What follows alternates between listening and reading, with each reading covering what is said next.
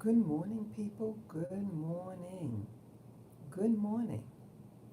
This is Spirit Journey. Yeah, I can't sleep. I cannot sleep. I actually went to bed very early. Let me put the mic closer to my mouth. I went to bed very early yesterday. Fell asleep, and then I woke up um, around 11:30.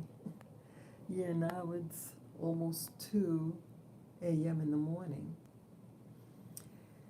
And my mind was just thinking, yeah, I want to talk about a topic. Um, Again, my video, what I'll be discussing. Okay, I'm not a psychiatrist, psychologist, social worker. I'm not any of those things. I'm just a layperson, and I want to share with you my observations and my feelings about those things that I observe. I am a member of the Black community, and what happens in the Black community in the United States of America, where I live, it's always very controversial, and it's designed to be that way. Again, I couldn't sleep, and my mind was just thinking about some of the things that I see in New York City, where I live, where I was born and raised. And um, I don't know, my heart goes out for our community and the world in general. So that's what I'm going to be talking about. Well, I want to talk about wellness, our mental wellness, our physical health, overall well-being. And I think with the pandemic, as they want to call it, has really influenced a lot on this wellness, especially our emotional, mental wellness. And again, I'm not a doctor, a shrink, or anything like that. I'm just a regular person, and I'm just sharing my thoughts um, with the Black community in mind. Um, how to begin now? I first started thinking today, with me, my regular view is when I talk, I kind of, yeah, I am long winded, and I share ideas, and then they are to link up, like I might mention one thing, but it leads to something else. That's the way I go. That's how I process my information. Um, I'm the same person growing up, but just now have more information. Things seem, let's see, yeah, I'm in my 50s, my late 50s now, born and raised in New York City. And I was just thinking back on my life. I think anybody in this 3D world, we all, it's like a test. And I think basically I'm the same person, but just have more experiences and how you respond to those experiences. That's a big one. How do you respond? One thing I could say up front is try to respond in a way that will be beneficial to you. Okay? Don't make your life more complicated if you don't have to. I'm pretty much a loner, but I do enjoy like street fairs, things like that. I love to see interaction of people. I like eating good food. That's me. Yeah, I'm pretty much a loner, and that's okay. We all have different personalities, and I remember as a young child in elementary school or kindergarten, I had a neighbor. I'm not going to mention names or anything like that. Yeah, I'm going to talk about some things of the alphabet community, the alphabet demographics, the alternative lifestyle people. Yeah, I worded like that. People who people who have an orientation. And again, your orientation or your preferences are your business. This video is not about um, slam dunking, insulting, or trying to shame. Um, but I am someone, if someone says there's something, there better be that. Let's say you go into the store and you're buying something and someone says it's such and such. And then upon close examination at home, you see it's something else. That I have a problem with. I'm going to say that up front. I have a problem with that. I I believe my personality type. I I think I'm a very compassionate person. If I see someone who is in distress, I feel an empathy for them, and I feel like I have to help them. That's me. That's my personality. And people from these communities, they would tell me they would go out their way to tell me their business.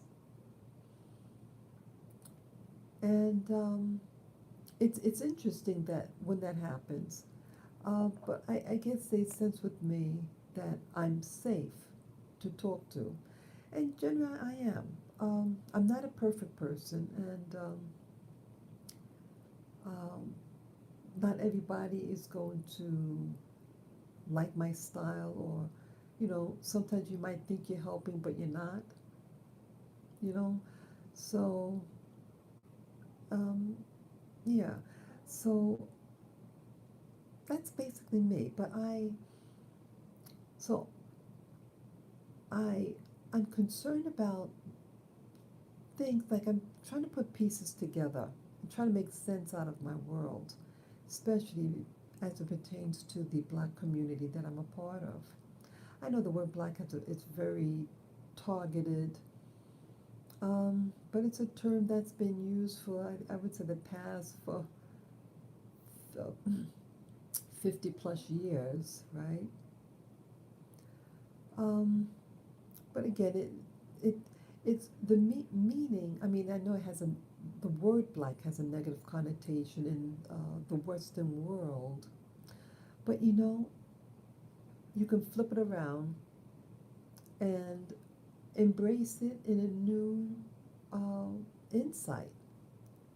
I did a video, I think it was 2016 or so, around that time. I think I entitled it Black the New Pure. Like we used to hear that purity is white, the color white, or things that, uh, people who have that label. But I started thinking, and thinking outside of the box, that purity is just something that is absence of something else. It's only one substance primarily. Okay? But purity doesn't mean good. Purity is a quality. But in Western cultures, it has a connotation of being good, the word pure, or the word white, and the word black is something negative. But you have, life comes from darkness. You plant the seed in the ground is dark. Things have to hibernate and rest in darkness. We usually sleep at nighttime. So it has its benefits, and it is essential for wellness. Okay, and unfortunate with racism that the label that people from sub-Saharan Africa had gotten, the word black. Yes, many of us from that continent started out with very dark skin.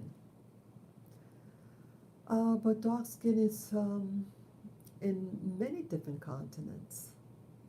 It's not just one people, but it's all good.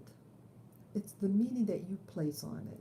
So with that out the way now, going back to when I was a child, there was a neighbor who lived in the opposite side of the block. And I remember one summer I was sitting next to him. I might he's a little younger. I might have been 7, maybe he was 5 or something like that. And uh, we spoke. We weren't like close, but he's just one of the people in the neighborhood back then in the days. Um, and it's just a regular kid. And then fast forward, we were, let's see, I remember I was waiting for the bus. This could have been in the 80s, 19, oh gosh, 1980s or 90s, or early 90s. And I see the same childhood friend. And he was different. He was a black guy. I lived in a black neighborhood, a predominantly, what you call a black neighborhood. Some of the blacks are Southern ancestry, and some of us are from the Caribbean. You know, that's basically it. But it's a black identity neighborhood, and residential, middle class. Modest. Not we weren't like wealthy, but we were comfortable. Just a modest community, hardworking people, homeowners. And I bumped into him. We were waiting for the bus, and he was acting different.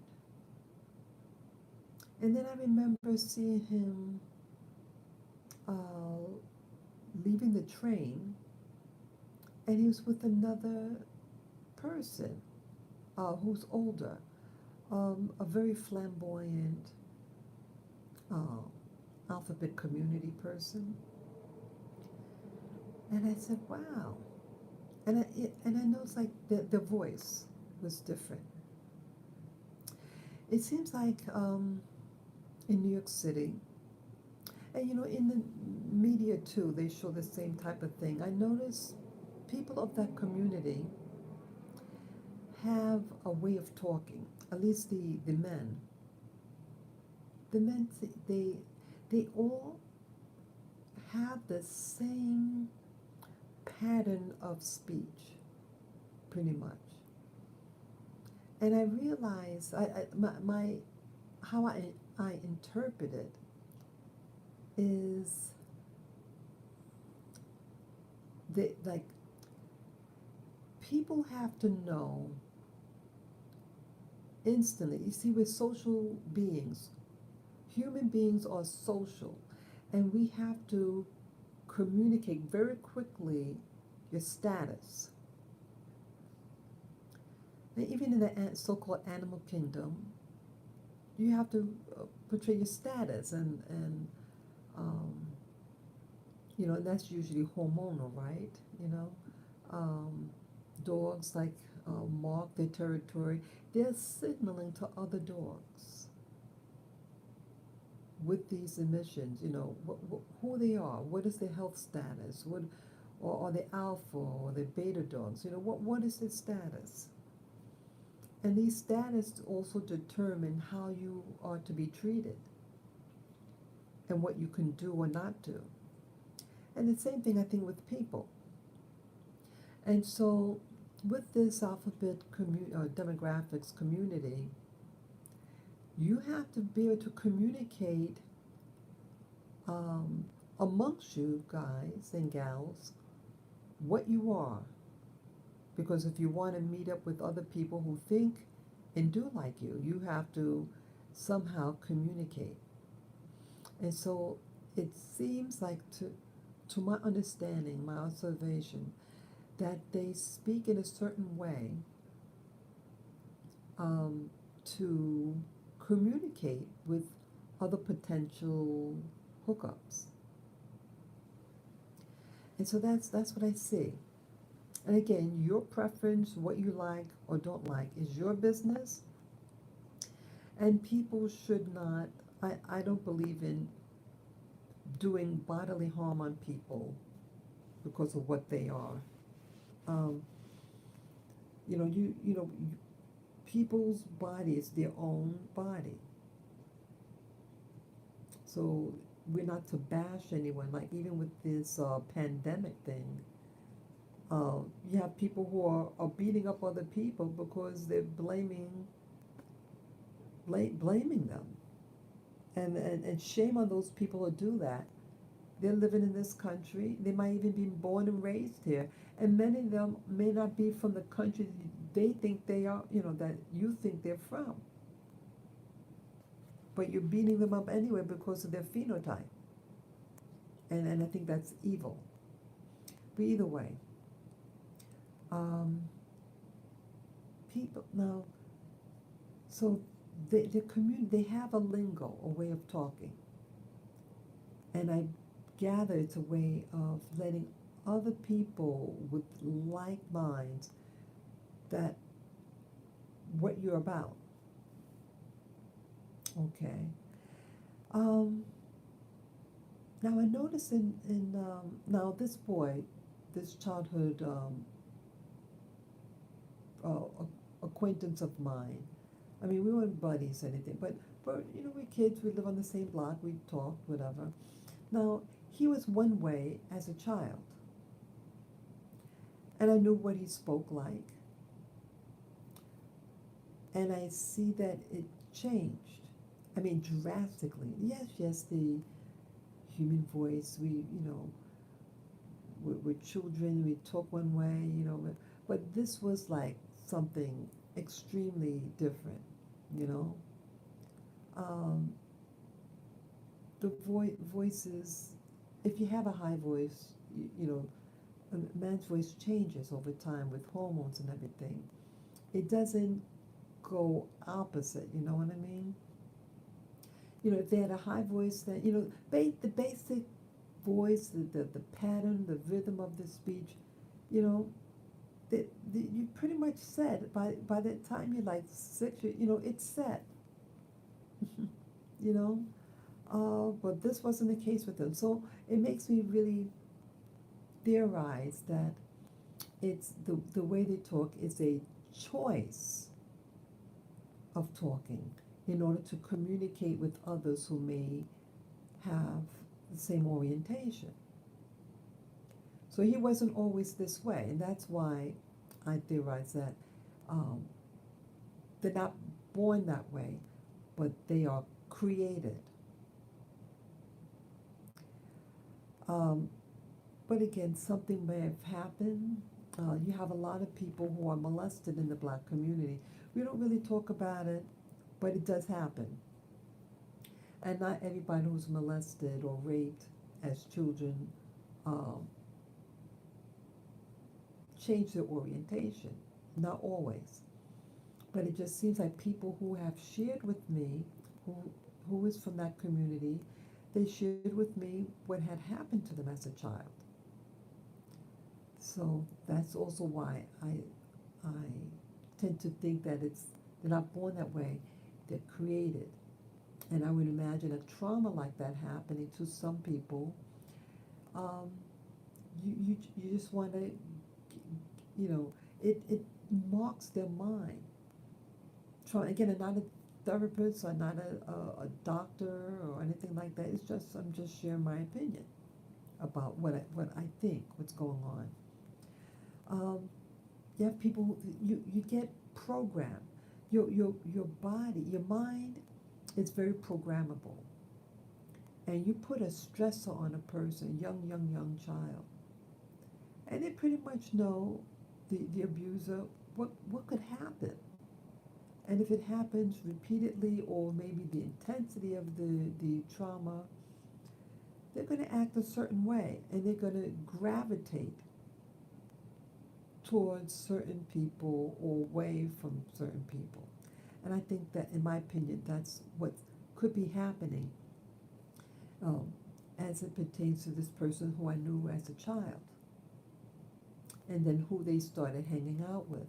Yeah, you hang around certain people, you're going to start picking up the habit. Now, that could be in any community. Let's say it's an occupation. If you're around certain people of a certain occupation, even, you start learning the lingo of that occupation. Let's say it's a sports. Let's say you're around people like baseball. You're going to use certain terminologies of things in that of baseball. You know what I'm getting at. We're very programmable. We can learn habits, um, attitudes, any of us. So then I started thinking about other things. I remember I had to, yeah, I'm a veteran, and I did, I did see, let's see, I did face some challenges in the military, and some years after I got out, and I had a job that I had to resign from. I was under tremendous stress. It is a little sensitive, this thing that happened to me. Um, I was under a lot of emotional stress. And I said to myself, maybe I should go talk to someone. And this was back in my old neighborhood where I grew up. And it was a very residential area in a very black neighborhood. And they had a therapist there. Now, I don't remember if the therapist was a psychologist or a psychiatrist. I don't remember. And this is really what I wanted to talk about, what really started me to really want, do this live stream. The mental health providers as it pertains to the black community. And what I think many, I'm going to just say it up front, I feel that many of these practitioners are not working for, uh, to help us, but to further screw us over. That's my opinion. Now, some therapists I'm sure are very good, but it's just something that I'm noticing. Putting thing, connecting the dots. I'm thinking back at that therapist. Now, that was my first black therapist, a woman. She was a little older than me. I was like 30 at the time. And she could have been in her 40s, uh, even in her early 50s.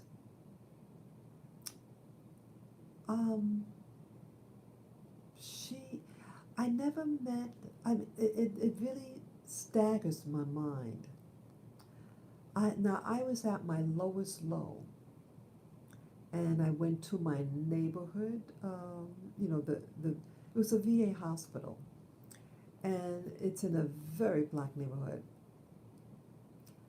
And I was just amazed at, when I think back, that now that lady should have gotten her license pulled personally. She was so cruel and insensitive. And I think what happens in the black community, see, we don't stop being black people because we become professionals, because we got a doctorate in something. We are still usually living amongst other black people. At least she worked in a black community. But she was married to a white man, she told me. Why she's telling me that? Yet, see, she doesn't stop being what she is because she is a therapist of some type. Um, Sometimes when you see a person, let's say that we're both black women, but we're different. She was well, I'm not going to go there, but um, sometimes when you see somebody who's a member of your community, and let's say you, as a practitioner, have a weakness that you yourself never resolved,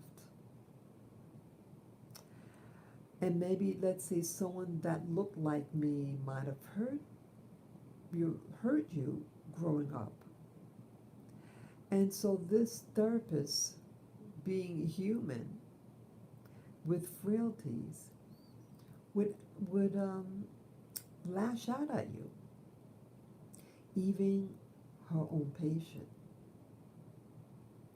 It staggers me to this day, the cruelty that this black female therapist had against me. And I'm already feeling like crap, and I can't believe that that she's telling me what she's telling me. She was completely unprofessional. Um, and I think because this, we're new in these fields of mental health, and we don't know how to respond, because see, we're projecting outwards, and again, to have another female, maybe she has issues with other black females, whatever what it is. What she said was really just unprofessional, traumatized. I walked out of that session, my only session with her, and one of the last time I was there. Um,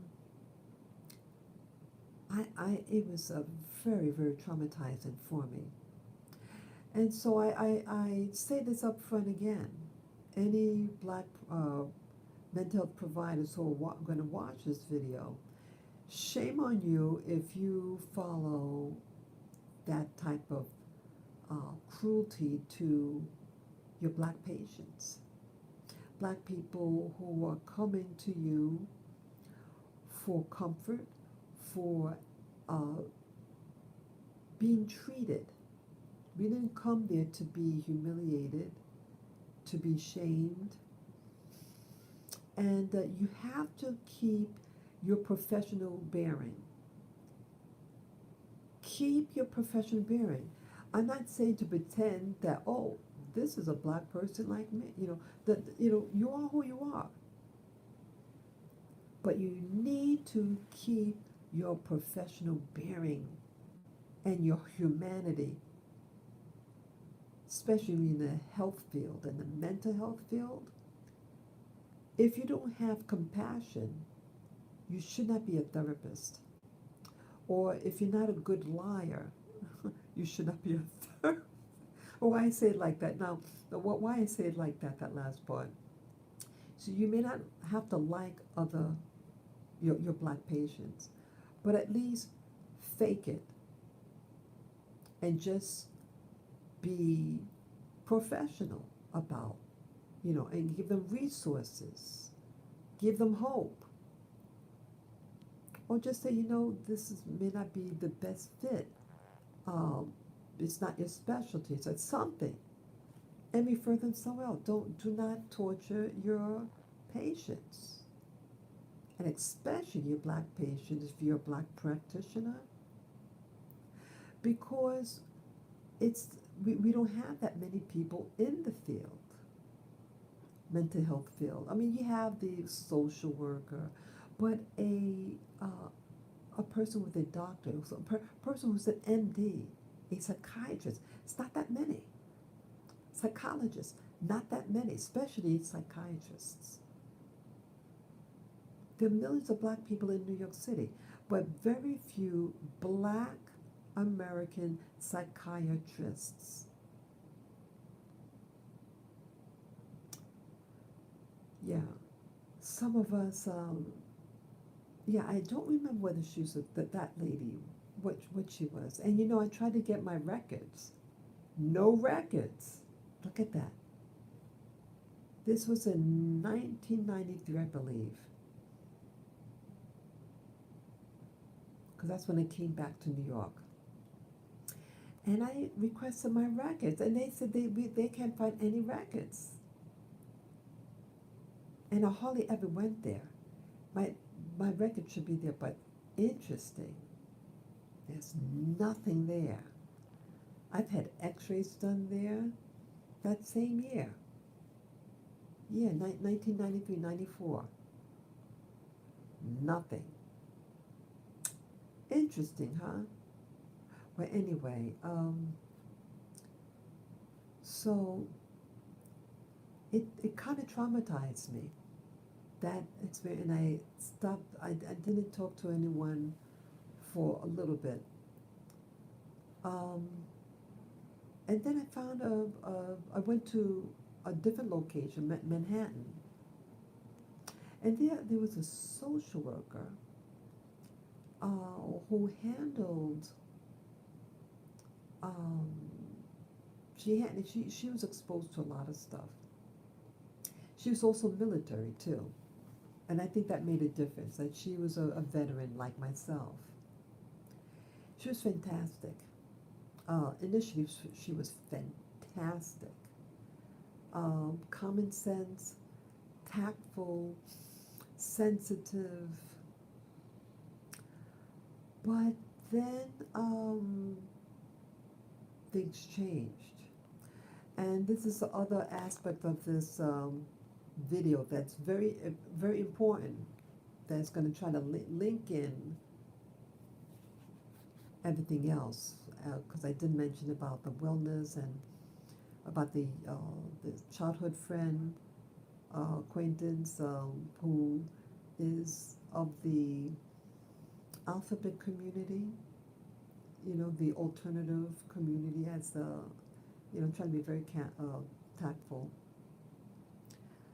Um,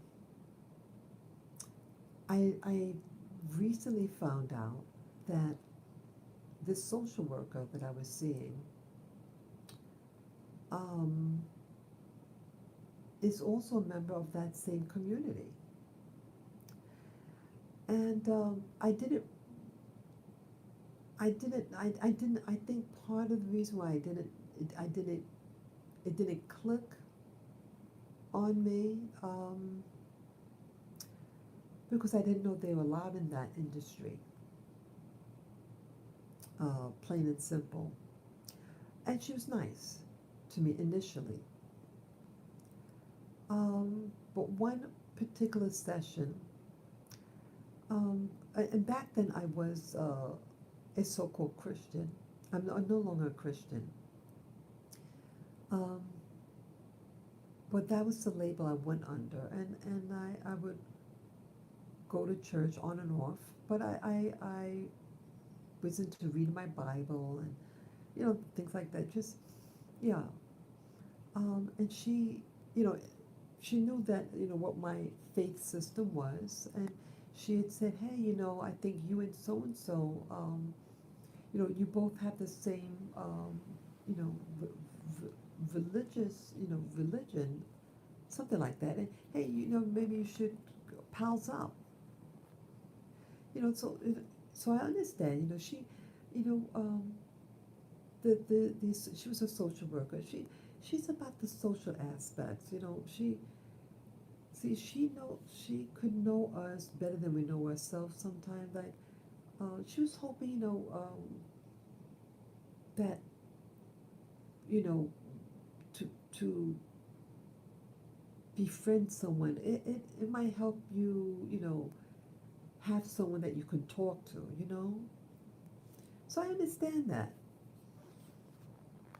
and it's something that she brought up.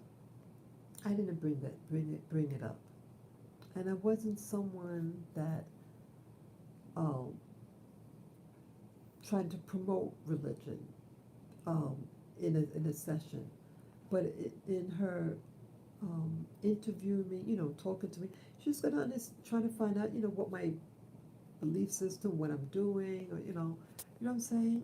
So it's just part of the conversation, not something deeper. Um, so one particular session, it was a group session, and it had the people that she recommended for me to be, maybe pals up with. And she was mentioned. It was a very, very bizarre session. It might have been a total of 5 of us. It was a small group. We all got along. All of us were black. All of us are veterans. And she was talking this weird talk. And then back then, this was in the 1996. So it's a while ago. And I didn't really know about things of the alternative community. I'm a very conservative, I was raised very conservatively and not really exposed to that alternative lifestyle. But I had a former um, high school person that she did confided in me about her orientation. And it was just something different, but I didn't, it was, um, I really didn't know what to think about it. And I still cared about the person. I still consider her a friend. It was just something she shared with me. That was in the early 80s. And, to me, she was who she always was. She was basically a good person, you know. So, but that was all, and this other coworker, she shared with me her background. Interesting was both are black women. And yeah, one was much older than me. The one for my job, who she showed me her background, her her orientation. She was in her 40s. I was 18 years old. She might have been 40 or in her 40s. But anyway, what was I just saying now? Oh, the session. It was a weird talk, and I understand now with the female counterpart of the alternative community, they have their lingos also.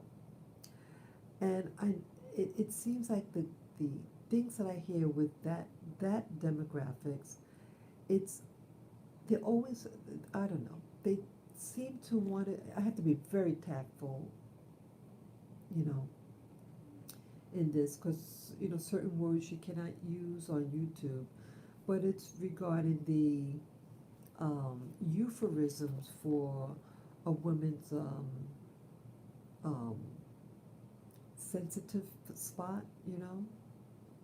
There are different euphemisms regarding it, like a rosebud. And she's talking this weird talk, and I went, what is she getting at? It had a very strong sexual connotation as well. And I remember she had these objects on the table. I don't remember exactly what they were, but it was just really weird.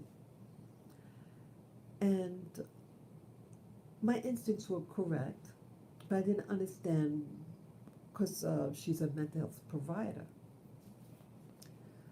And so I thought it was a sharing moment So I shared something with the something. I don't even remember what I said, but it was just something passing. I wasn't trying to proselytize or something. But she's talking like trying to sound philosophical. So the Bible is using philosophicals with that. That's all that it went. At least what I meant. I wasn't trying to, oh, you're gonna go to hell. No, I'm not. I was not about that at all. Not about that. It was just philosophical stuff. And then she got real angry and said, well, some of us don't have your belief system, something like that. But it was really nasty. And I'm thinking, wait a minute, you're the one that told me in bringing up religion, and that my religion is the same as their religion, and that we should become friends because we have things in common. That's what I'm thinking. I was mad at her. Oh, yes, I was. I was very angry at her. Um, and rightly so, because see, it was her hypocrisy that was happening. The hypocrisy was she was indoctrinating the ladies.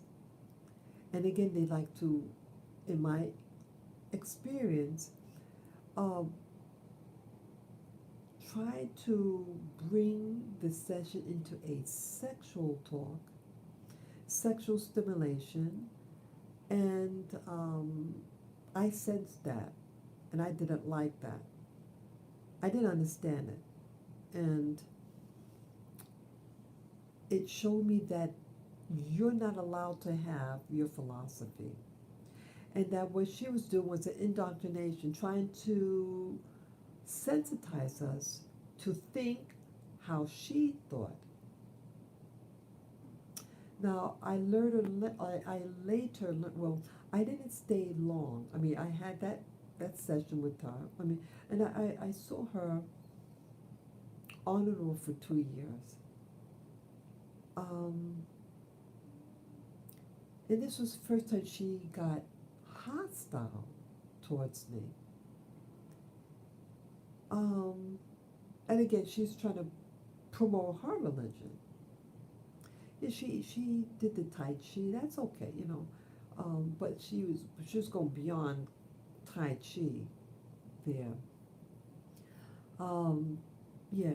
So I noticed that with the alternative community, they see you want us to respect your life choices. Well, you have to respect our life choices of being people of the straight community. Okay? You have to respect us just as much as you want respect. And if you don't want us to try to convert you, don't try to convert us to your lifestyle. The lifestyle that you promote is not healthy for the human body. And that's science. Now, what you like is what you like, and that is your business, what you like. When you have two consenting adults do what they want to do to each other.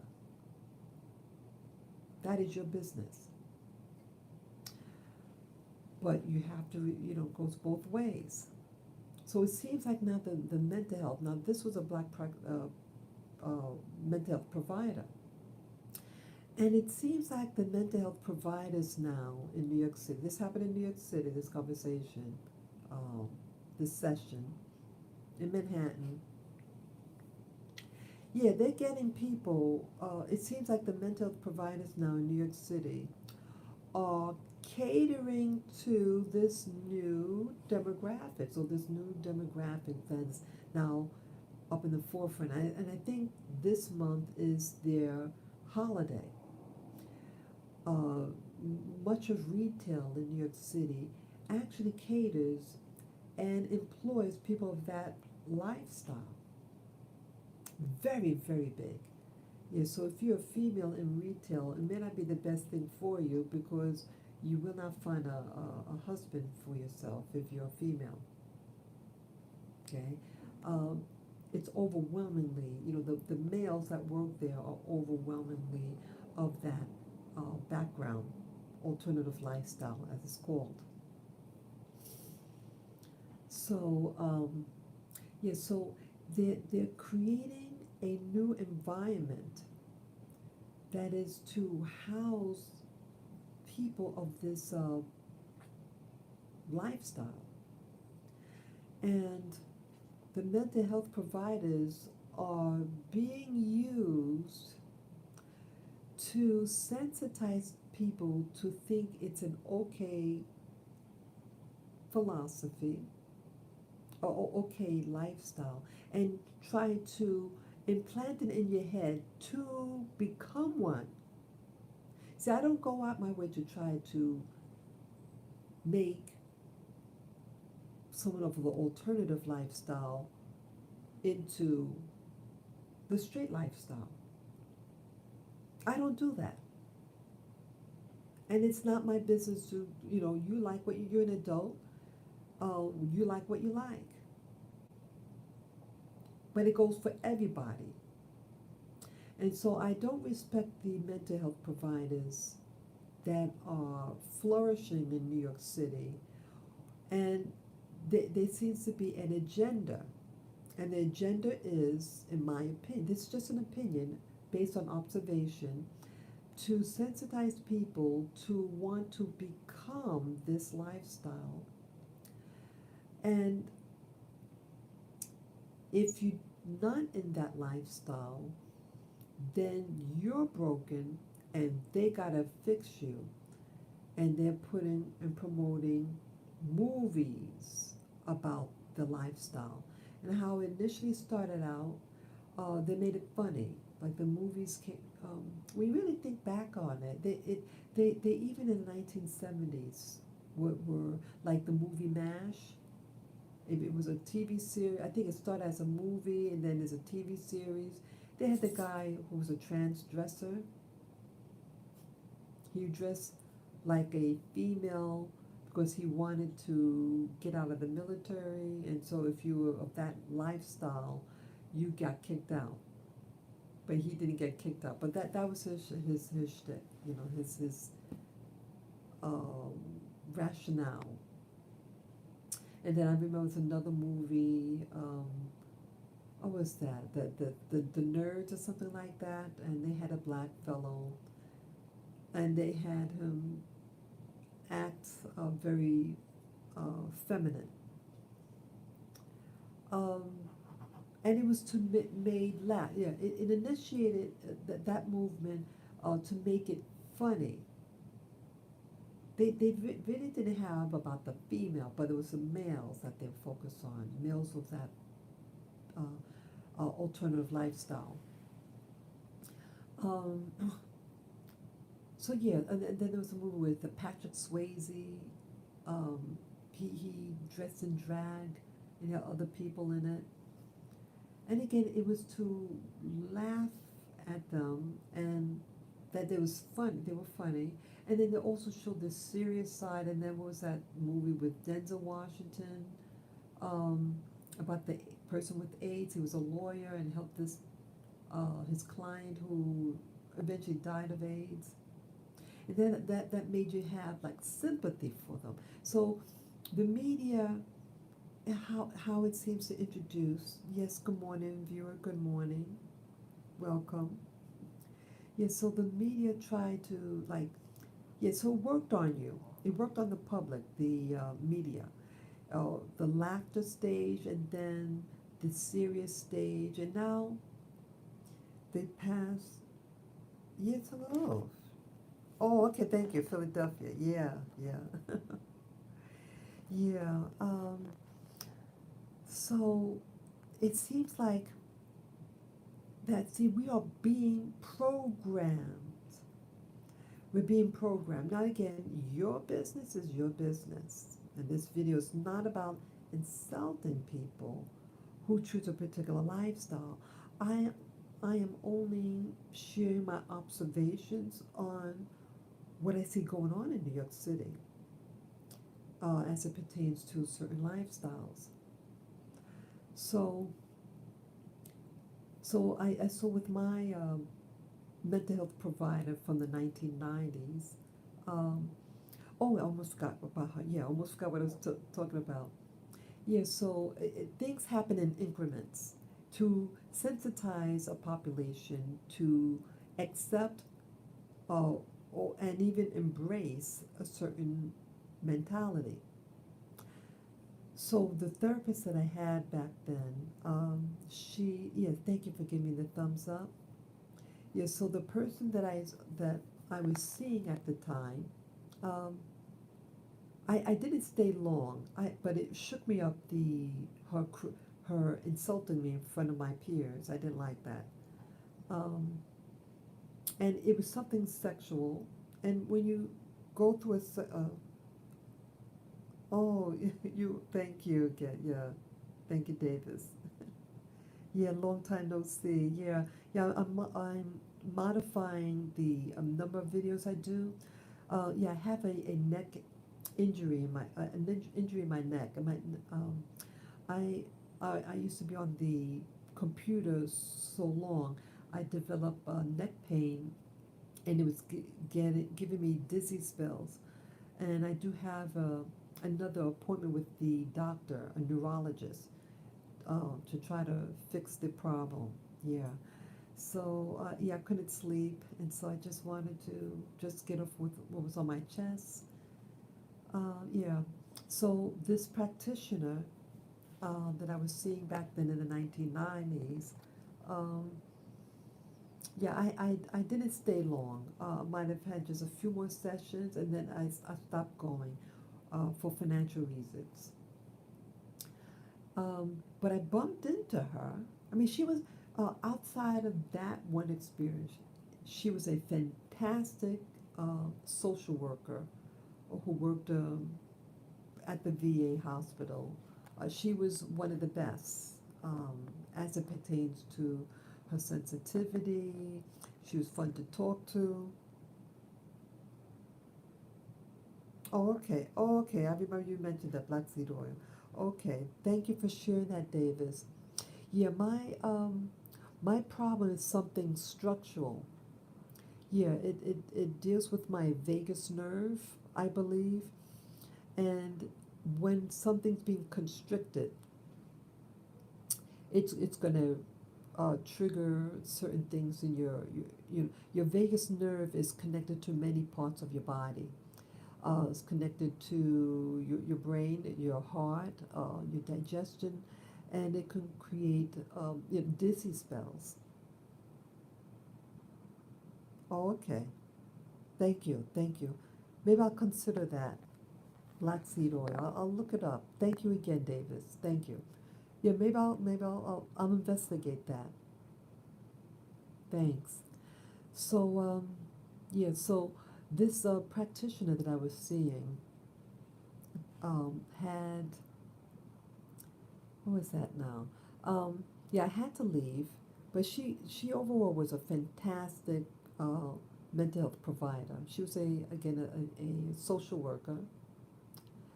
Um, I bumped into her. Maybe it was pre-COVID. Yeah, so could have been in 2018. Yeah, I was walking towards the VA hospital, and she was leaving from that direction. And I knew her. And I looked at her, I said, "Say, are you, and then she recognized me. And even, I knew her from the military, something dealing with the military. But yeah, she was my therapist, the social worker. That lady from the 1990s. Yeah. Um, it's okay. It's a little awkward. I feel a little awkward saying this. Now, this is someone who I initially looked very up to. She was a good good person, but I would bump into her. I bumped into her. I knew her, and it was her, and she um, she didn't look well. Yeah, when I saw her, she looked very. low energy. She did not look well emotionally. Um, and then she shared with me right away, and I noticed people of that community, the alternative community, like to share with people what they are, and I don't understand that. But either way, that's what's happens to me. Um, so she told me that her uh, her wife died. And I think her wife. I mean, what you meant to me, your husband. But no, she was a lesbian, and she was married to a woman. I don't remember what year she got married, but she said, I mean, she was just going all out and telling me her business. And the wife had died, what was that, a year prior. Um, she wasn't eating at all. She lost a tremendous amount of weight. Yeah, this person, the last time I saw her, wait a minute, I might have seen her 10 years prior.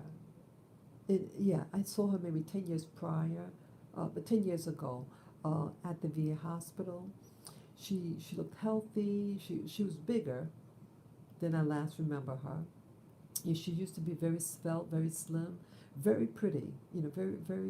Very well groomed black woman. And then I saw her. She was a little heavier. Um, and then this time, 2018, she was skinny like a pencil. Very frail looking. And I was just surprised. And she was sharing with me that her wife died. She showed me a picture of her. She just started showing. I don't know. To this day I don't understand why she shared me that. But that's what happened, and I was just shocked. So what was happening at the session in the 1990s? She was a lesbian, and she was in that relationship. Because she told me in 2018 that they they knew each other in the military.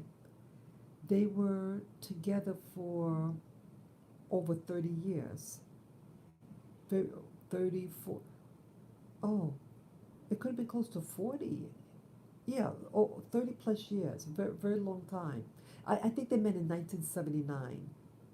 Yeah, so that's 40 plus years ago with the same person for 40 years, and then they got married. And she had passed away, the, the partner. Yeah, yeah, it's a very long time to be with the same person, regardless of their orientation. A friend is a friend. To have a relationship for 40 years and then they pass away a year prior. Um, so that's how I found out about her orientation when she said, that she married a woman. Um, so I see when she shared me that, of course I was sensitive to her needs. Of course, I wouldn't say anything insulting. That'd be hard. I'm not that type of person. I don't have to be involved in something. I know, be you know, don't hurt people when they're on the not feeling good. I wish the first therapist could have thought the same way and not insult me. Uh, See, it's a difference between me and other people of the black community. I can have compassion to a fellow person. Yeah, I just don't understand that kind of relationship. Yeah, yeah, yeah. I don't understand it either. Everybody needs like a friend, but um, it's. I think a lot of times, like as I mentioned at the very beginning of this live stream, many people are violated as children, and the human mind is very programmable, and that type of trauma I think, attributes to a lot of these things that you see that's happening now in this type of community, whether male or female. You see, I have compassion on those people who are hurting, but I just wish that black practitioners would have the same respect that they want. Yes, a friend, but not to marry the same sex. Yeah. Yeah, so to be respectful to your black patients. Again, it's the general black community, the general straight community that protects you. When you get targeted, people may not know what your orientation is, but they know what your race is, right? And we rely on each other for emotional support because we live in a prejudiced society, right? That's how I feel. The bulk of us are straight people, and you live amongst us, and we protect you. We protect each other. But you are not respecting us, and you're not protecting us. And I feel that some of you are trying to change us so that you have a greater selection to choose from. And that's what the person that my therapist in the 1990s did. She was trying to, I felt, turn us out into her lifestyle by talking that um, sexual talk that people of that um, orientation tell each other. Okay, David said, but let me see that, yeah. But yet, straight people are being attacked because we are straight. Yes, exactly. Exactly. Straight people are being told that they're odd. But see, I say go with nature. Nature is your friend. You follow nature and be respectful of nature, and certain practices upon the human body does not facilitate wellness. Period. It has nothing to do with what you like is what you like, but what you practice can kill you. What you practice can kill you. That's all where I'm coming from. You can love who you want to love, but what you practice can kill you. And what you practice can hurt other people. Okay, we have to support you. When you get sick and everything, what community are you going to, the community at large has to support you financially. Our tax money, our social services support you. So I just wish that woman that that I was the mental health provider. Again, she's a social worker, and she got out of her comfort zone and started speaking out of her orientation. She wasn't respecting my orientation as back then of my religious beliefs, even though it's something that she brought up. It's not something that I, made an issue of.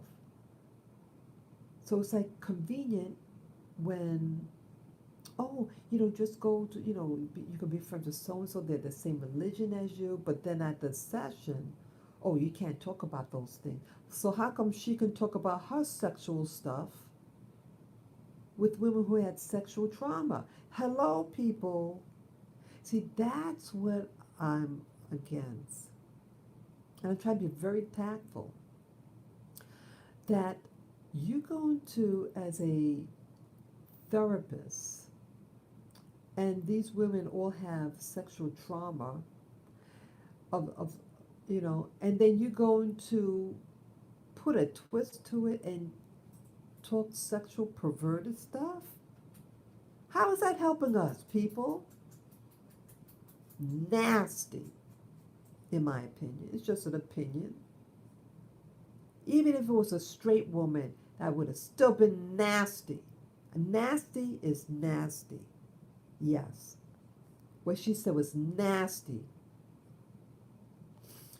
And then bumping into her many years later, like 20 years, was it 20 years later from that session. And then she wants to talk about her wife. I don't want to know about your wife. Why would a straight woman want to know about you in that relationship? Exactly. Exactly, Davis.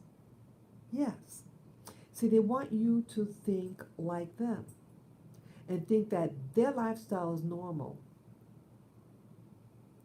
Well, I said again, what you like is what you like. And as a straight woman, I think some things should be left behind closed doors. See, who you with intimately is your business, and I don't want to know. I don't want to know what straight or curly people do behind closed doors because I'm the type of person that that aspect, your sex life, is your business and should be kept private.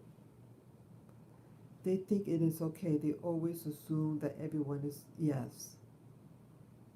Yeah, I guess that's what might be happening. I can't figure them out. They come to me like it just, I could be buying something at a what do you call it, at a street fair, and they start telling me their business. When they got married, oh, look at my wife, my husband, both genders.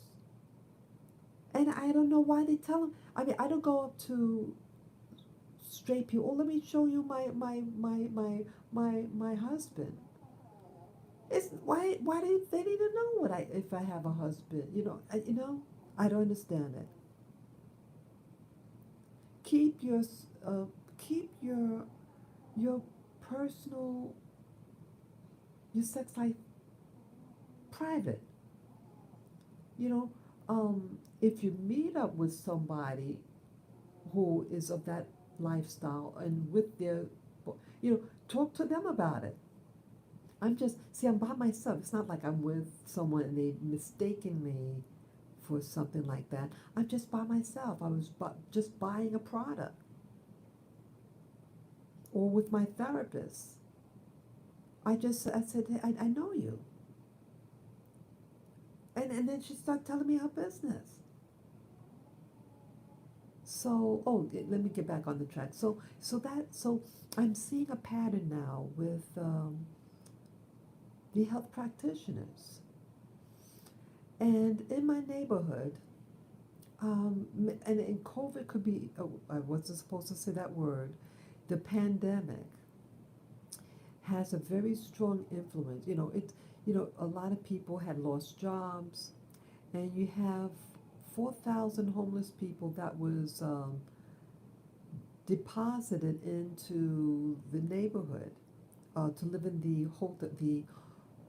hotels that was set up for the homeless. Okay, and a lot of them are mental. I was also um, told that in the area, this place for transgender men, men who want to act like women. Yes, they are still wearing masks in New York. Yeah. How about where you are? Are they wearing masks? Yes, but it's starting to ease up a little bit. I feel it's New York City is becoming how it used to be, more relaxed now. Yeah, okay. Thanks for telling me, Davis. Yeah, you have, yeah, it's starting to get more relaxed now. A lot of people were out yesterday. I went out yesterday, and there was a lot of people outside and just carefree and everything. Some with, some without masks, but it's slowly getting back into the groove. But yeah, I was told by someone that There is a place for people, transgendered people to hang out in, you know, but they seem like mental.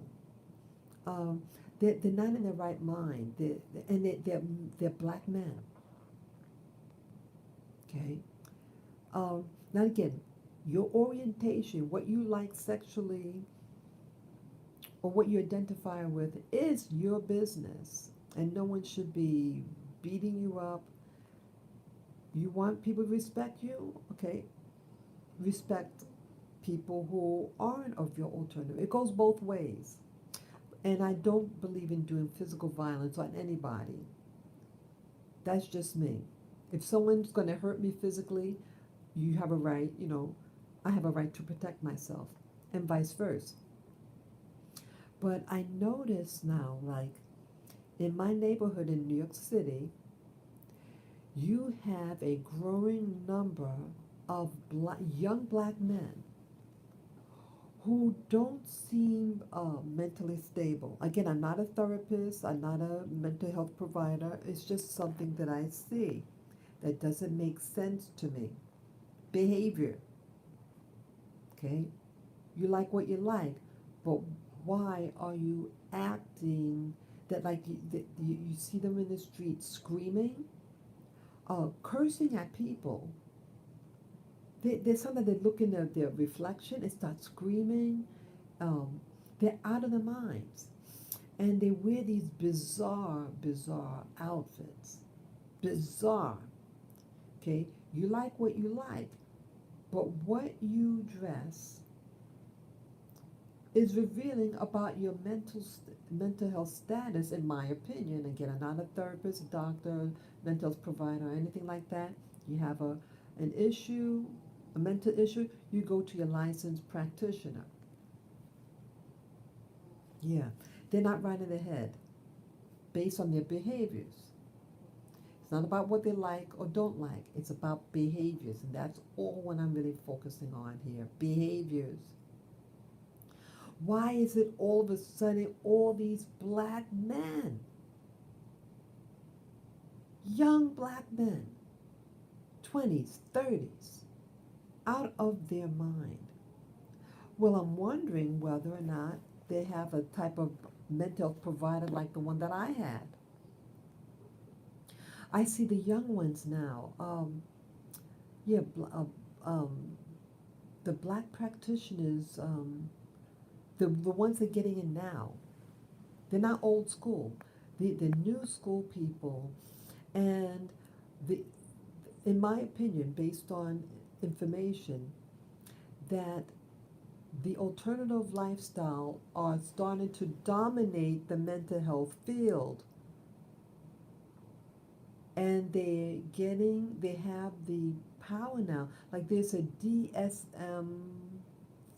I think it's called. It's a book on um, your different, what type of mental health, what label you have. It's like their Bible on the different types of mental health conditions and the label behind it. And so if you're a member of that alternative community, you can change the requirements or what's normal, what's abnormal in that book. That's their Bible. The mental health providers study this book. Yes, exactly. Exactly, Davis. Exactly. And they dictate what is now considered normal. If it's normal, why are they behaving the way that they are? Especially now that they have more rights. They have more um, rights on paper. They can now marry each other. They are protected under the law of discrimination. So why is it that this social environment now is catering to their needs in New York City? They even retail, all the major businesses here are catering to that lifestyle. Even though they make up a small percentage, you know, um, you almost think that they are the majority and that you're no longer, being a straight person, you consider it abnormal or minority. Not the case. See, this is social engineering to make you think that what is small is big and what's big is small. It's a mind game, and they want to confuse people. Don't fall for it. They make up maybe 1% of the population, but they may gather in a specific location to make it seem like they're a larger number, but no. So why is it that you have in New York City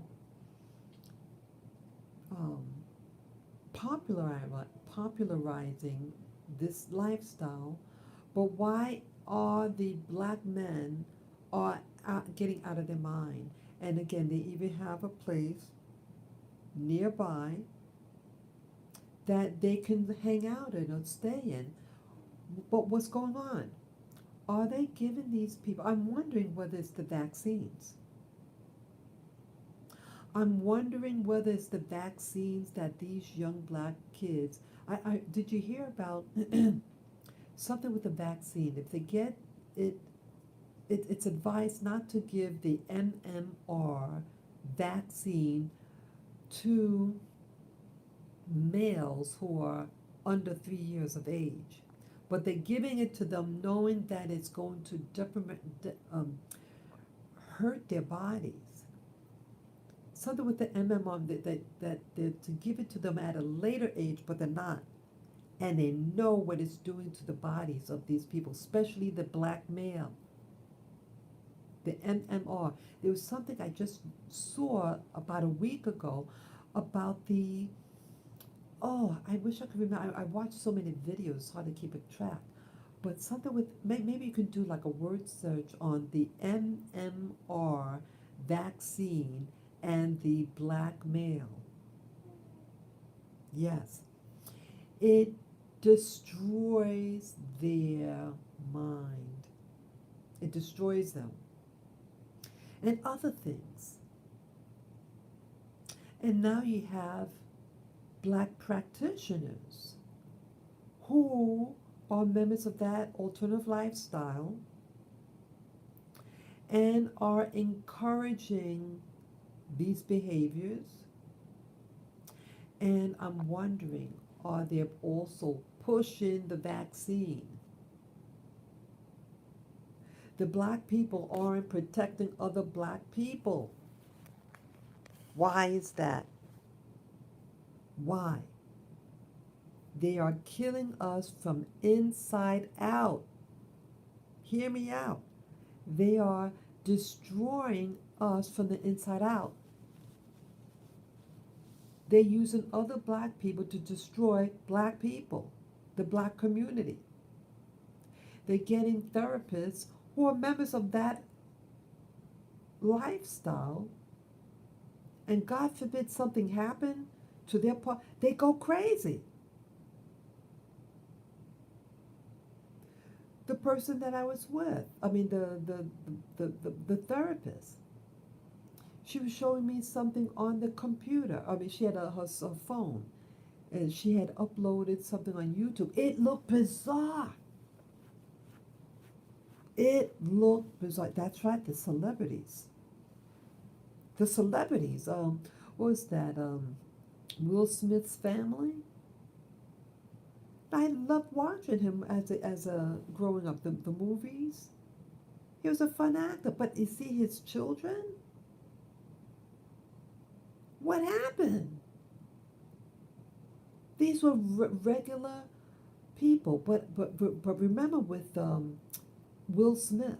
Well, I almost forgot. Remember Will Smith? Well, like he did a TV series, the Prince of Bel-Air. See, that one he did the alpha black male thug type. And then after that movie, that TV series. He was in a movie. I forget which one came out first, but he was in a movie, 6 Degrees of Separation. What did he play? He played a black gay man, gay guy. Remember that? I don't know what his true orientation is. I just assume, I just assume he's a straight black male. His wife was, straight. But I'm wondering, if you're a straight person, why would you want your kids around freaky people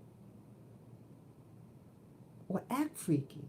Because now, see, so my point is, it's very important who you associate with. I mean, who you not don't associate with.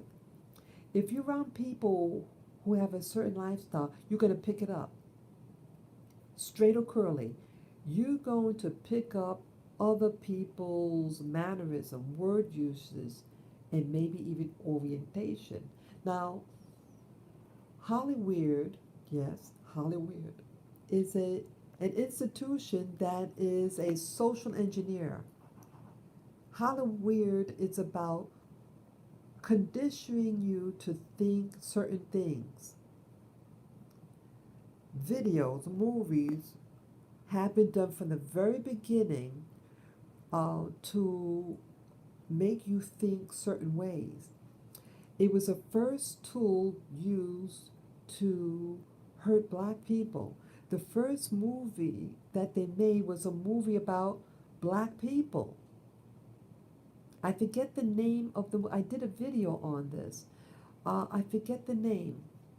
It was from a book that was written by a southerner, a white southerner, and it was to teach white America that black people um, are your enemies, and that black people or black men are going to rape your white wife. That's basically what that movie was about.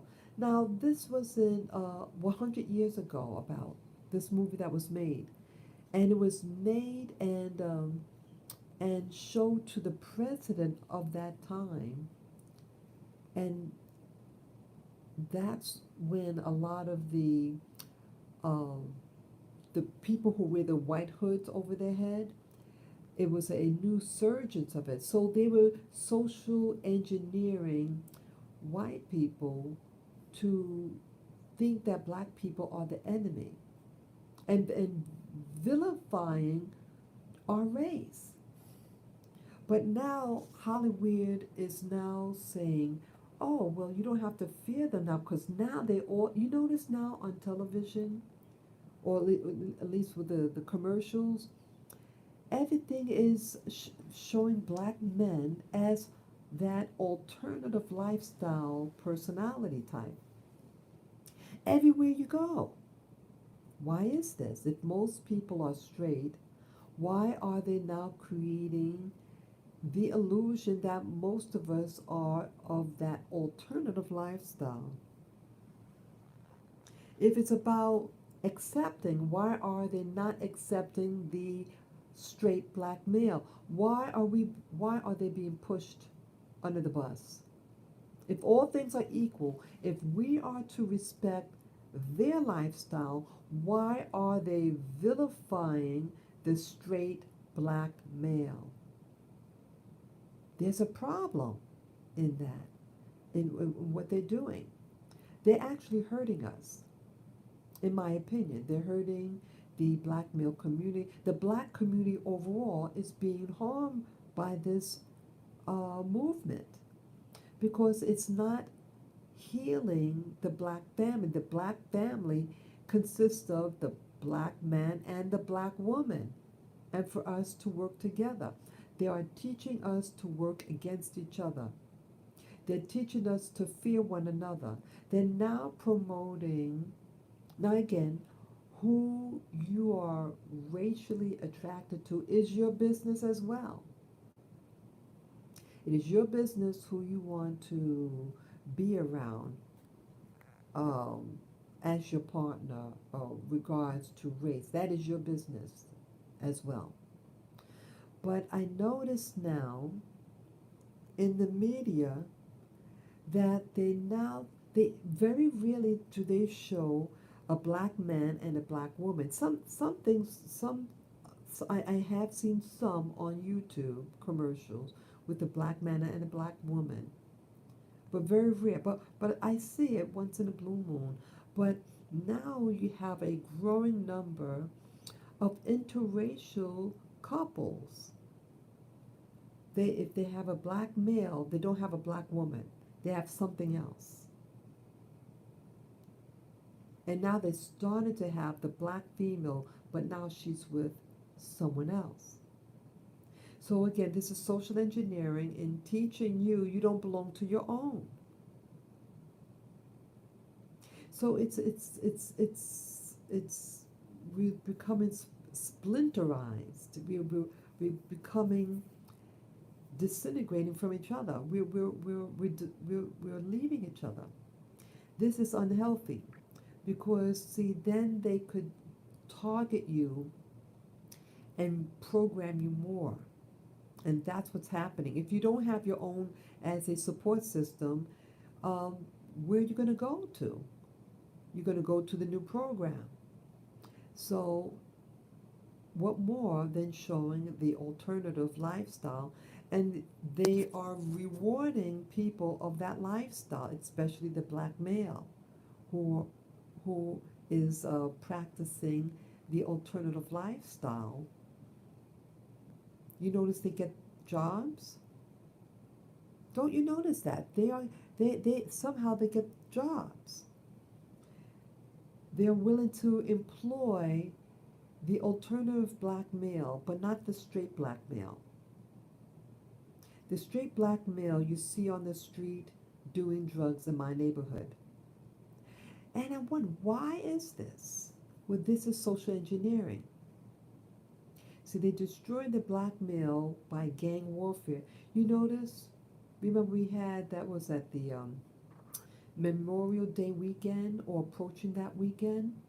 You had mass shootings of black people shooting. Remember in New Jersey, just about a week or so ago, in New Jersey, a mass shooting at a large house. The house was rented or something. It was a birthday party.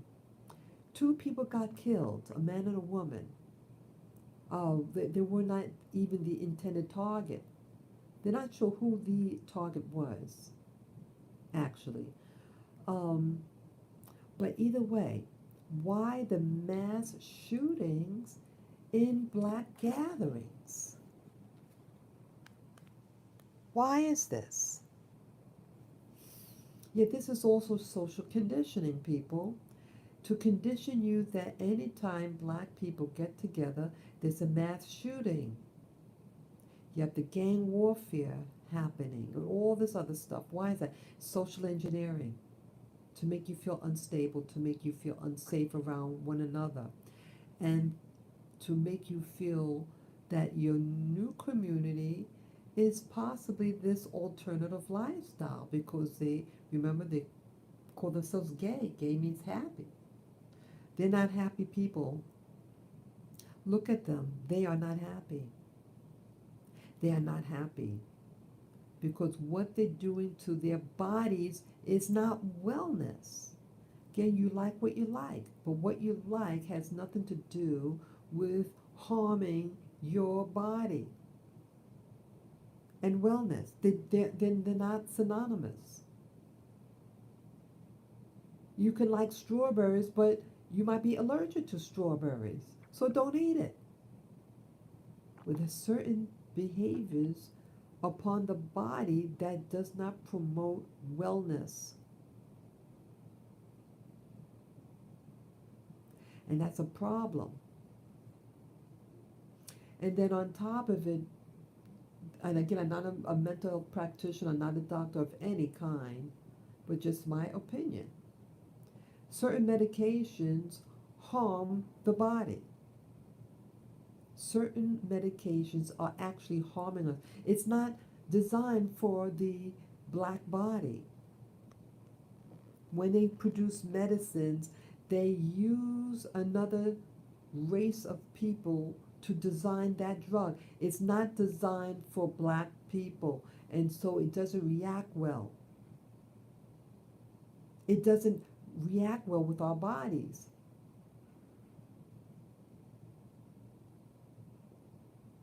I shared this video out of love, not hate. This video is not about hate. It's about self-love. Love yourself. Look in the mirror. And when you have to act all bizarre and try to convince people that you're something, you don't have to convince people that you're anything. You think my little dog's here? This is my dog. You think my dog has to tell me it's a dog? It is what it is. You don't have to explain yourself to anybody. You are what you are. And embrace what you are. Embrace the natural you. See, we're becoming so disconnected from what we are. What are we? Get into nature, people. Get into nature. Black people, overall, the indigenous person of this planet,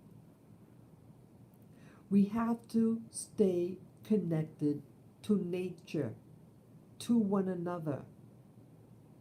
We're becoming too dependent on computers. So much like my neck was hurting because I'm on the computer so much. So that's why I'm cutting back how many videos I do. And when I do the videos, it's the live stream so I can just lie back, and try to protect my neck. Okay? But yeah, please, people, no matter what your race is, no matter, I embrace you all. I love you all from my heart. But we are all being deceived. All of us.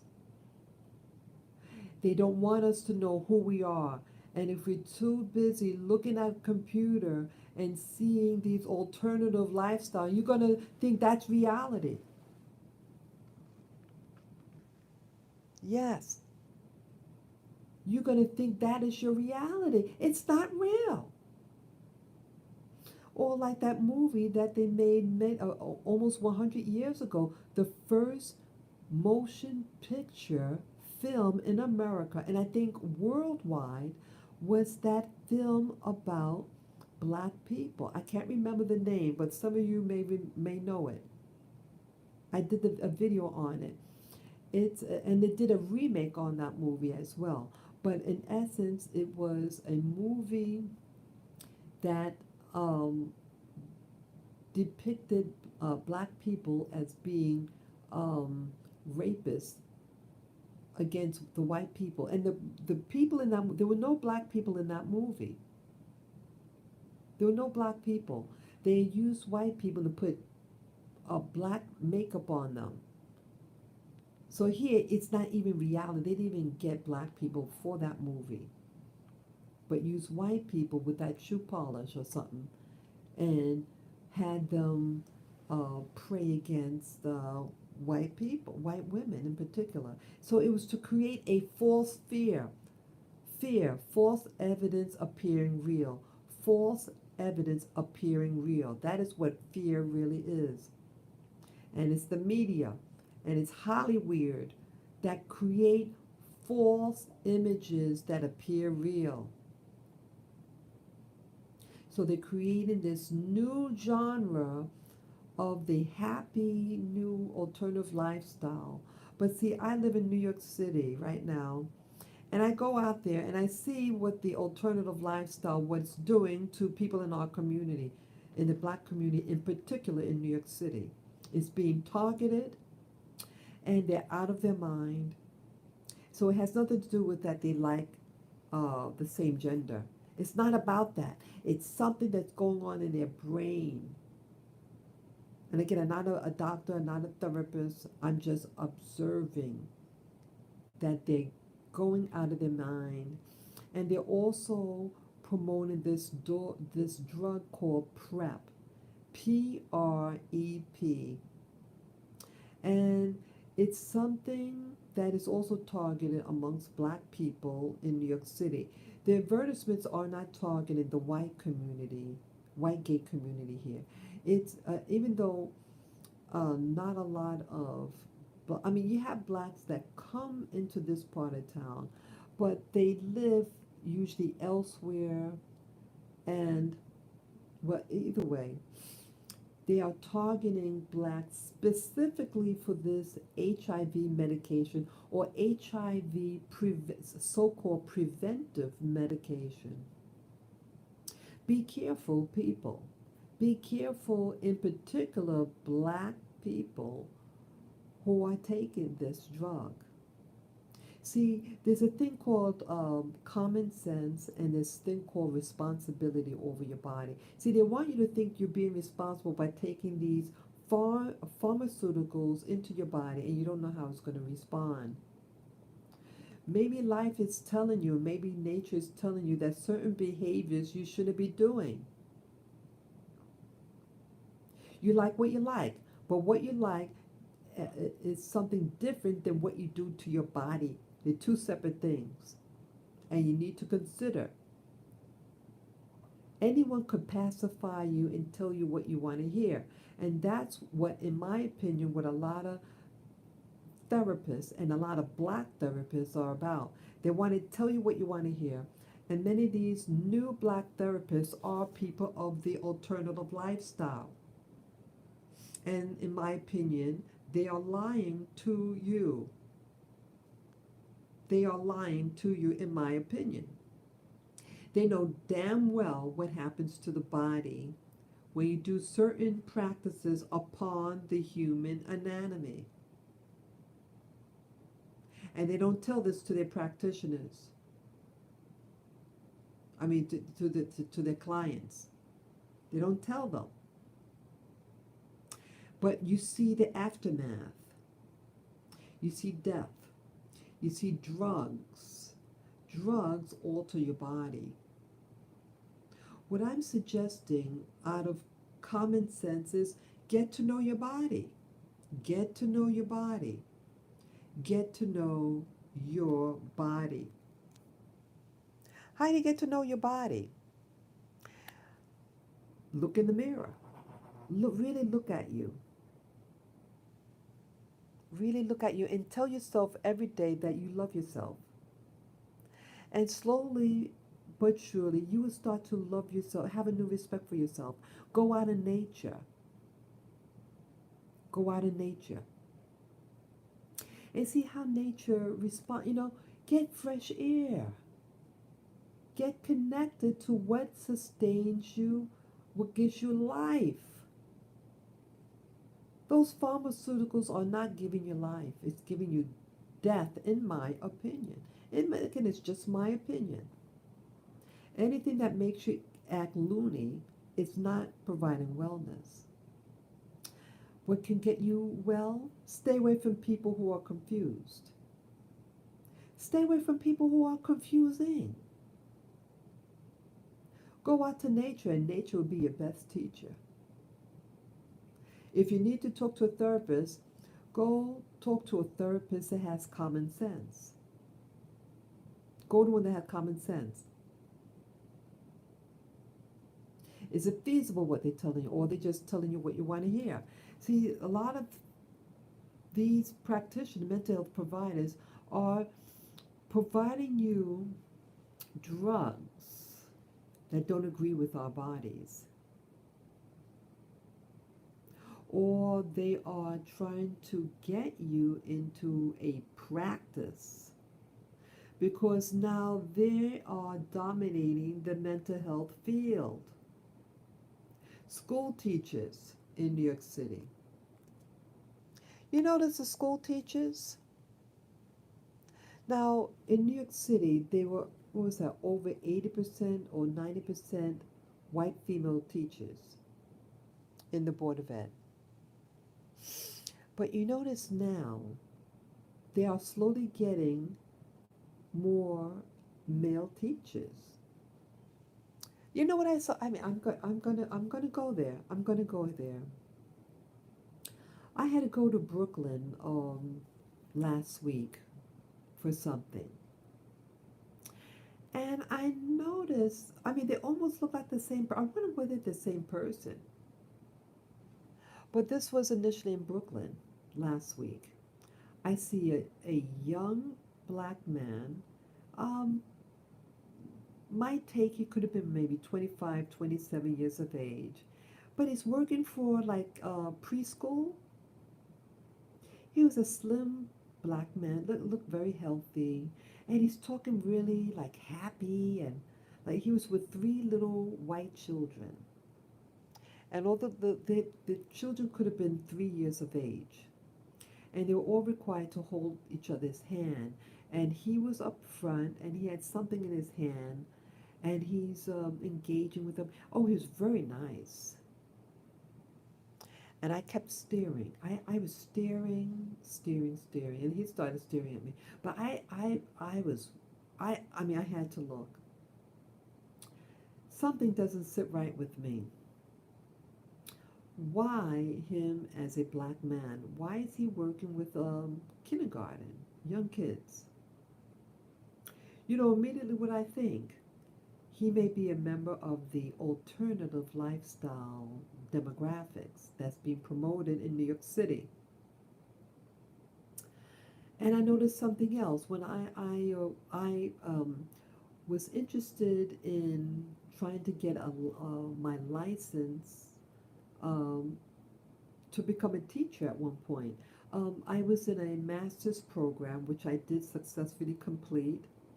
But before I completed it, I met someone at the school, at the university, who suggested, hey, maybe you could get your teacher's license in the field of nutrition. So I said, wow, that sounds like a good idea. And I noticed the people that when I had gone to the area to investigate it, um, I saw a young black male who acted the same way as this other young black man. I perceive that there is something going on. There is social engineering being done behind closed doors, and they are allowing and to giving the licensing. Well, I should say but they're accepting them into the program if you are of that orientation. Okay, that's what it looks like. I could be wrong. It's just a perception. If you're a straight black man who, let's say, a gym teacher, like I know someone who's a gym teacher, a very alpha black male who's a gym teacher, and they fired him because they said he didn't. He bumped heads with the principal. Now, how many black men and black straight men are in the school system in New York City? Hardly any. The mass majority when I was growing up were all white. I just had a handful of black teachers, a handful. So you're gonna fire a black man, this only black man, and it was a white teacher, a white principal. Okay, so this is part of the social engineering. It's to teach the black man, if you don't subjugate to the white man, we're gonna throw you out. But you're a gay man or the alternative community, we accept you and we'll keep you in the school system so that you could influence other black males to make them like you. And that is their goal, in my opinion. It's just my opinion. That's all, it's just my opinion. But that's what is happening. That it is confusing the students, the black students, who are looking for role models, teachers. Yeah, thank you, Davis. But it's like they're teaching you something. This is part of what social engineering is all about. Social engineering doesn't have to, it could be stealth or by implications, or that if A happens, what is the next likelihood something else happening? You know, it is being constructed.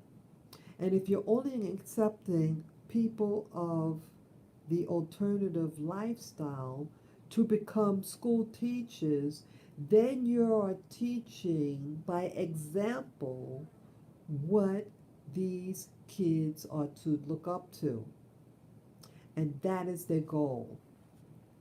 So you think it's by chance that all of a sudden these young black guys like little kids, like little 3-year olds?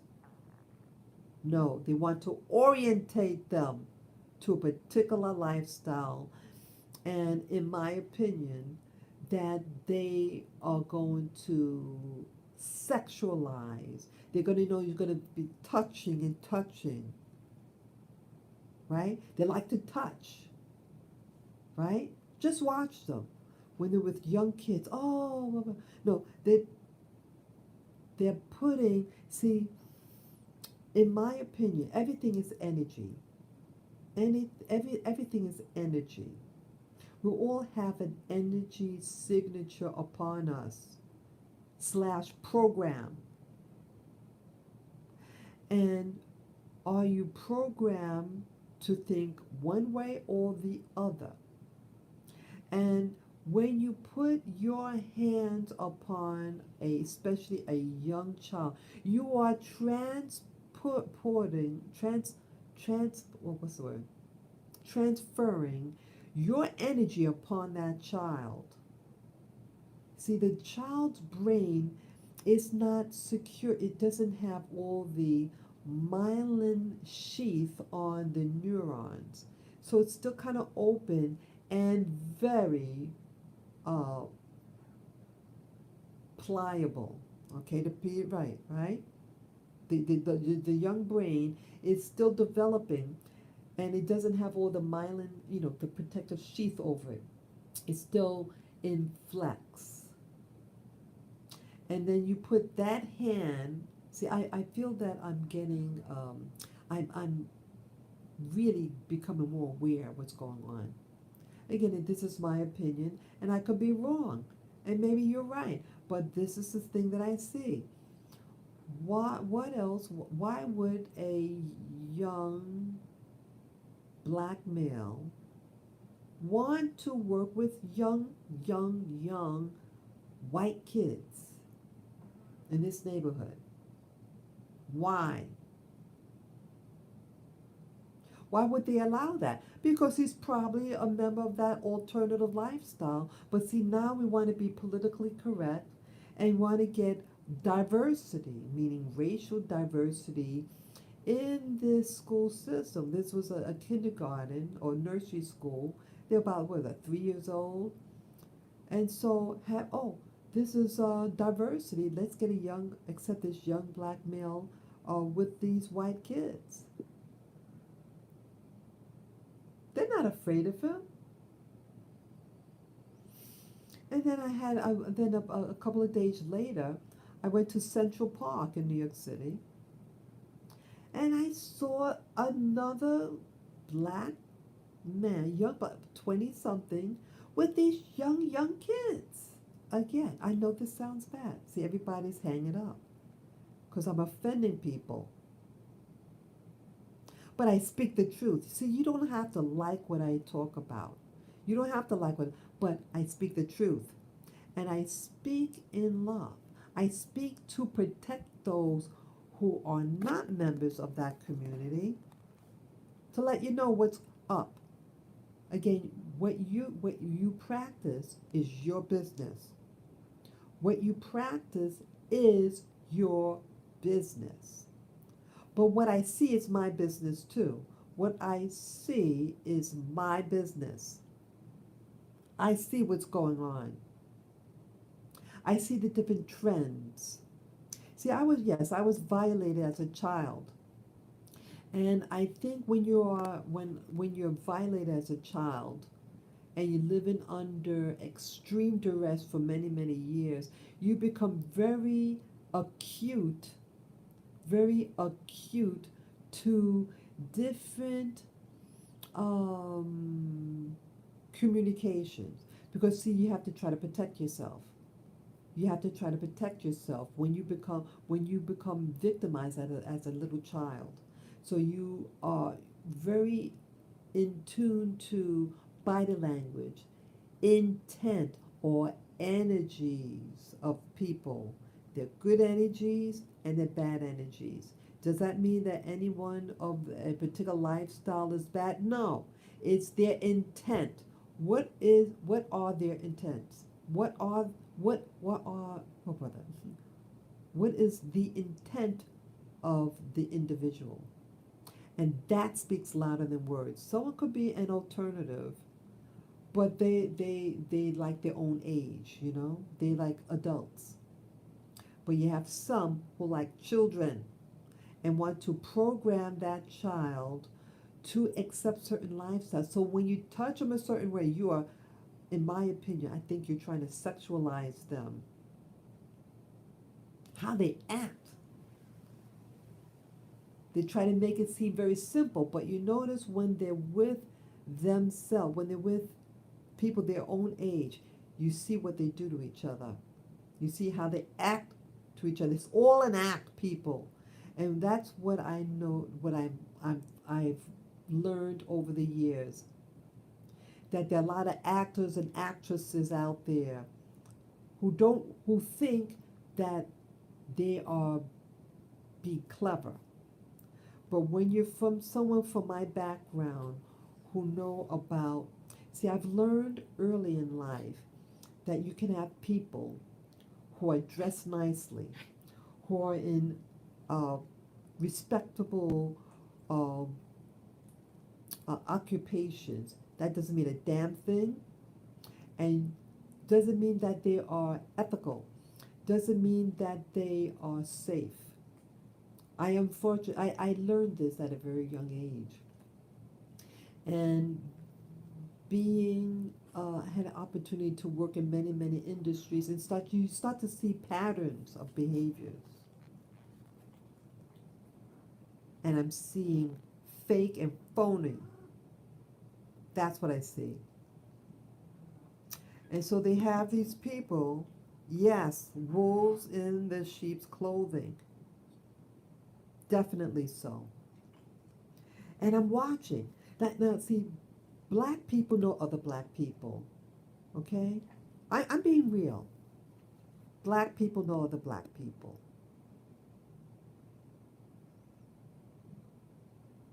And why would that person be in their own neighborhood? See, it's going to be more acceptable because of the diversity. You got to be diverse. See, that's another wolf in sheep's clothing. It's not about diversity.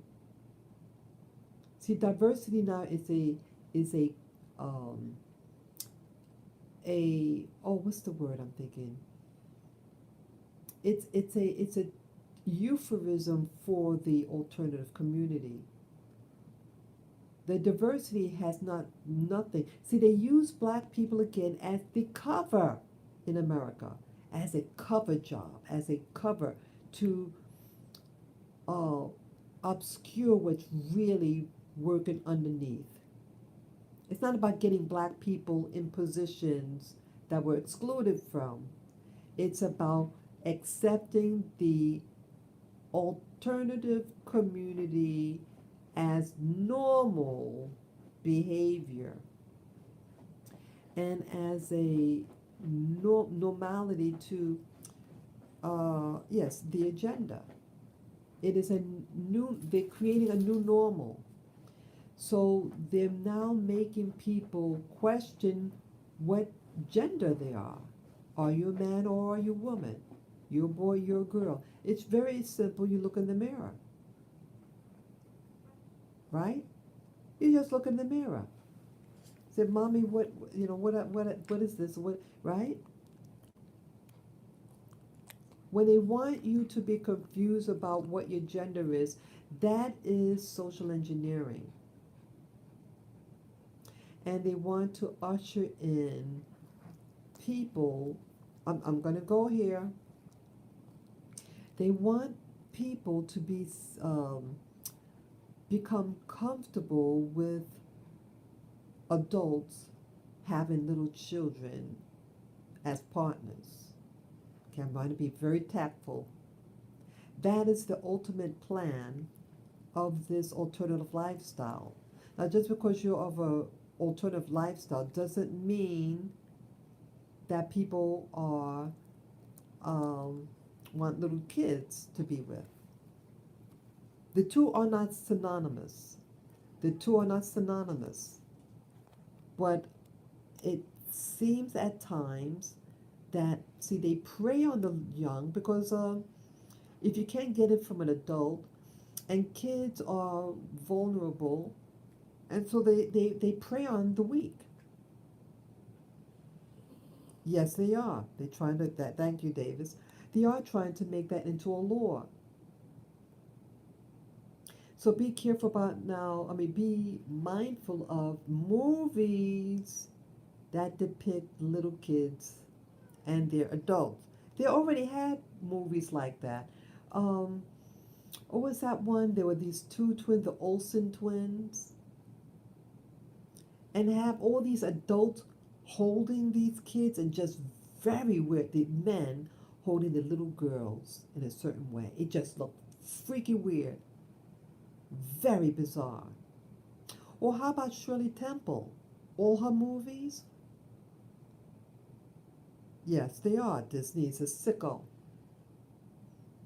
Yeah, Disney, it's social engineering to make you think that that is the new normal. Yeah, they're out for your kids.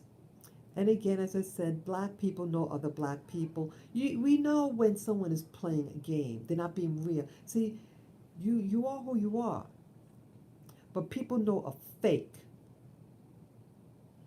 That person wasn't what they were. So all of a sudden, it's going to have compassion. No, no, no, no. So you're going to get jobs with the little kids. So now you're going to try to sexualize these kids, and they're using the um, diversity laws so that you have to start hiring black people. But now you're sexualizing and traumatizing young black men and having them take the MMR vaccine that seems to be causing these mental changes, in particular of the black male in general. Not so much the black female, but the black male, and they having them required to get the MMR before the scheduled time to make us mental. We have more equal rights now in black America. Why are we getting more mentally ill? Why in New York City you have more and more homeless black men on the street? Why is this? Why? Start asking yourself these questions. And again, about the health practitioners now. I already made mention about my very first, I had a black practitioner who traumatized me. Oh, almost forgot what happened with the first, the lady that I mentioned in the very beginning of this video. Um, I had gone through a trauma at work, and then I thought, hey, let me go see a therapist about this. And I'm a veteran, and I went to the veterans hospital where they have mental health providers, and I spoke to it was a black lady. This was in a black neighborhood in Queens, um, and she hated my guts, and she was saying things to me. I should have gotten her fired. But interesting, I said to myself, when I left her office shaking in my body, and I get home, And then I get a phone call. It was the person's secretary. Oh, we're so sorry. We really want you to come back. We really want you to come back. Hell no. I mean, I didn't tell her that, but not, no, I didn't. That was the last they ever saw me. And then people are going to start wondering, oh, how come people aren't seeing that? See, they felt probably, she probably feels safe with the black men in there, okay? But she can't, the black therapist, she was either a psychiatrist or a psychologist. She didn't know how to handle a black woman.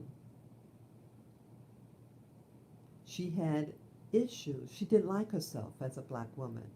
She was a very dark-skinned, very, very, very, very obese black woman. And she's married to a white guy.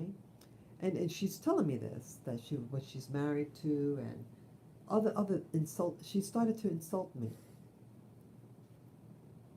Yeah, she needed a therapist herself. She didn't like herself. And you have a lot of black practitioners. See, I say this as a black woman, as a black person, that I see that now. See, that happened about 30 years ago, that incident. I've seen other people, and I've seen who they're getting in. Like when you're a vet, you go into the you see who the doctors are, and you see who the patients are. And a lot of the patients, veteran patients, are black people, black men. Yeah, the black people are the uh, uh, largest, a large percentage of the black community go in the military, more than whites. I mean, there are more whites in the military, but percentage-wise, the percentage of black people versus the percentage of white population who goes in the military. Black people are overrepresented in the military, okay? And they're not getting mental health practitioners to service our needs. I had said this, and let me make mention of these two other incidences, that recent incidences. I wasn't feeling well. I had, my stomach was hurting, and I just needed to talk to someone. And I went to the VA hospital in the Bronx. And I said, I want to talk to a black therapist. Well, did you know they do not have a black psychiatrist? They did have a black psychiatric nurse. And this was we were the same color, same complexion. I'm like a yellowish brown color. And we're about the same age, I think. And she didn't like being a black lady either. She was extremely hostile. And here I'm in distress. She didn't like that she was required to speak to me because she's a black lady. Because I had requested a black therapist. They said, well, we have a black psychiatric nurse. I said, now take that one. She didn't like that. And she's acting like Miss Daisy, like her lips really tight and acting all prissy. Emotionally, she didn't want to hear. I think what I did tell, I just was under a lot of stress. My stomach was hurting. Yeah. See that? They're getting black women in the mental health field who don't like being what they are. Then you shouldn't be in that industry. And then there was somebody else. Oh, it's somebody else. That was maybe 4 years ago. That's right. She doesn't know the great lineage that she comes from. And it's sometimes some of us, when we become too educated, we think that we're more white, and we think that we are white. And when you're reminded what your race is, we can't handle it. We can't handle it. See, we have to start um, putting new meaning of what it means to be a black person. Or let's say we want to get a new term, a new brown, a brown person, whatever. We have to start seeing ourselves in a positive light. No matter what you call yourself, you are who you are, and start healing yourself and other people. Yeah, yeah, I love being melanated.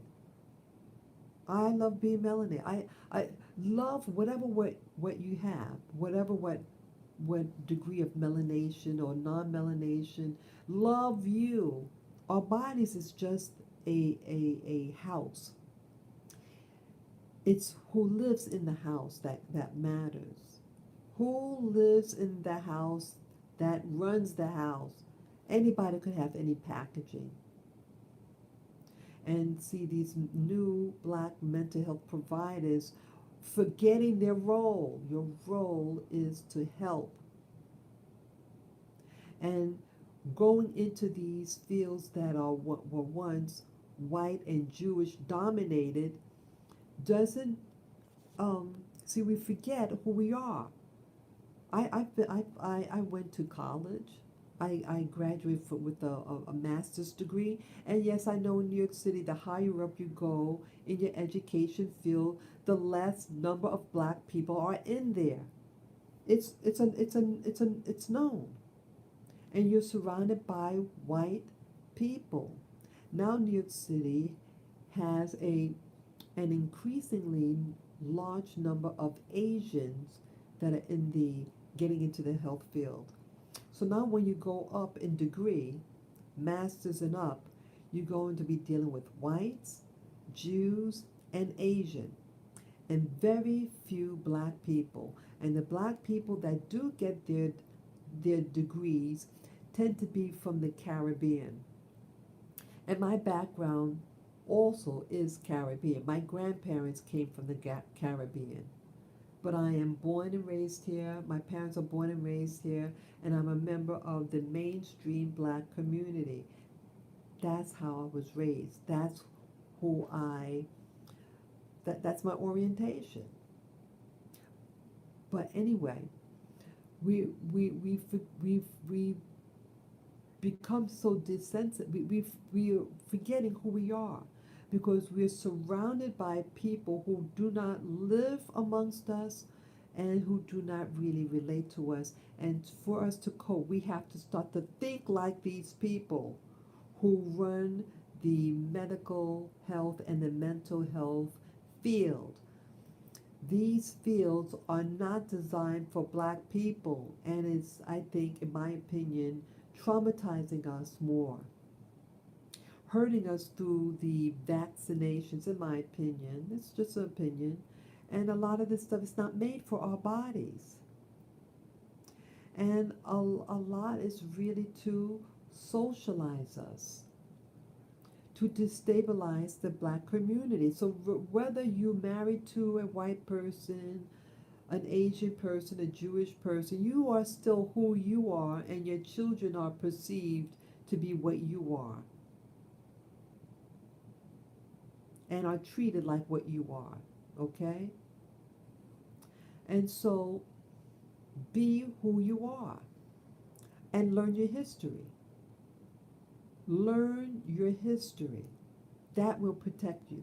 That will at least let you be aware what's going on. Be aware what's happening to you. Be aware of this and write about it. Don't be afraid about what you're encountering. Okay, it's okay. Fear is fear. Write about what you fear. Write about what you don't understand, and share your information with other people of the community. We're not sharing what's affecting us. You think that black psychiatric nurse is communicating her fears? But what she did, she projected her self-hate and her not accepting what she is.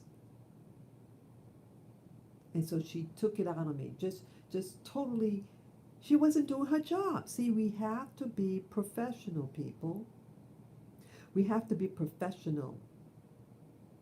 You don't have to love yourself, but at least help that patient accept. So you have all these new practitioners that are now going into the mental health field, and they're being used, in my opinion, to destabilize the black community. Why is it that now with Black Lives Matter, they received all that money, Black Lives Matter organization? How come they're not using their money? They raise millions of dollars. Why aren't they using their money, their new money, to for mental health providers for these black people? Remember, Black Lives Matter organization, according to their website that I read, said that they started their organization because what happened to Trayvon Martin, that he was a 17-year-old black child in Florida who got shot and killed, and he was racially profiled by George Zimmerman, and George Zimmerman got off. So what happened? So now they're raising all this money. They had all these riots last year in 2020, and now the backlash is happening. The backlash happening in New York City with all these riots, and all over the country, but it happened in New York City. All these riots, all these buildings being vandalized, people being beat up because of what their race is. And now, people this year, now is the age of beating up defenseless and innocent elderly people who so happen to be Asian, East Asian, and women. So they hate women and they hate the elderly. What type of person is that mindset? That's a dangerous person. A person who hates the elderly and hates women. So they hate the life bearer of their community. The woman is the life bearer. And then the elderly are the people that you are to learn your culture from, your customs from, your language, your religion, everything. And now they're attacking them savagely. In my neighborhood, they're doing that.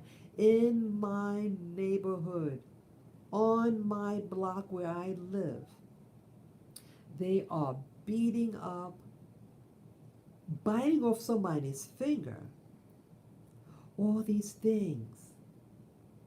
Who are the people that are doing this? Primarily in New York City, but the black man. Those black men that live in those hotels for the homeless. Where is Black Lives Matter organization to treat these people during COVID?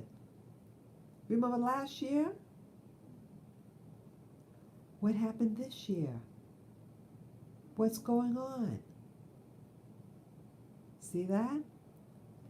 They're never about you. So they're using look at this, they're using these women and their guise of that we're there to protect the black community and see what happened to all these black men that got killed with these white cops. See, that is the lie. I mean, yes, that does happen. But that is not the usual. The usual is the black man shooting and killing other black men. The black woman dissing the other black woman. We are hating ourselves. So I'm just saying, hey, let's wake up. You have people who are being planted in our communities that are actually being used for our demise. They are being used for our demise, to trick us, to harm us, to make it think that, oh, this particular behavior or lifestyle is good for us. It's not good for us because it's destabilizing our community. We're not learning from ourselves. You need an institution that's to teach one another. All the new immigrants, they teach one another. You know what I saw very beautiful was 3 days ago. I went to Central Park and I was with my dogs and I sat under a shade and I see a family. It was a mommy. I don't know what country she's from. Uh, Either from the Dominican. My say is they're probably from the Dominican Republic. They were a brown skin, uh, darker than me, I think. And the lady was pregnant. She's 5 months pregnant, and she was doing the goddess, a goddess shoot, photo shoot. There was someone to take a picture. All ladies, all the people there in the entourage were ladies. There were about four kids, like from age 11 to 15, and then three adults, the pregnant lady and two other adults. And they were speaking Spanish, and she had on this very revealing outfit, very ultra feminine, and her belly was exposed, and she had a tattoo design on her belly, and she had her hair colored a candy red color, uh, straightened and nicely done. And one thing I noticed, okay, now these are black people, and they're from uh, the Caribbean most likely. But one thing that they do, like many of these,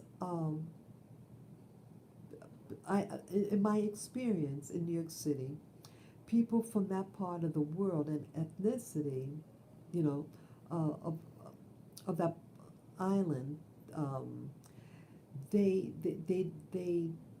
don't identify, many of them. They don't want to be classified as a black person, and they have a different way of presenting themselves. But one thing that I could say that's very positive about them is that they are about family.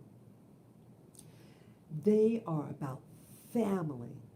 When they have a birthday, they go all out and have the decorations and balloons, and they have the festivity outside at the park. But what I don't see are American blacks do the same thing. We don't go out as a family anymore. People from the Caribbean, especially the Spanish West Indies, do this big time. They go out, they have their picnics, they go out of the way as a family unit. But the American black community does not do this. Why? Why don't we do this? Well, maybe we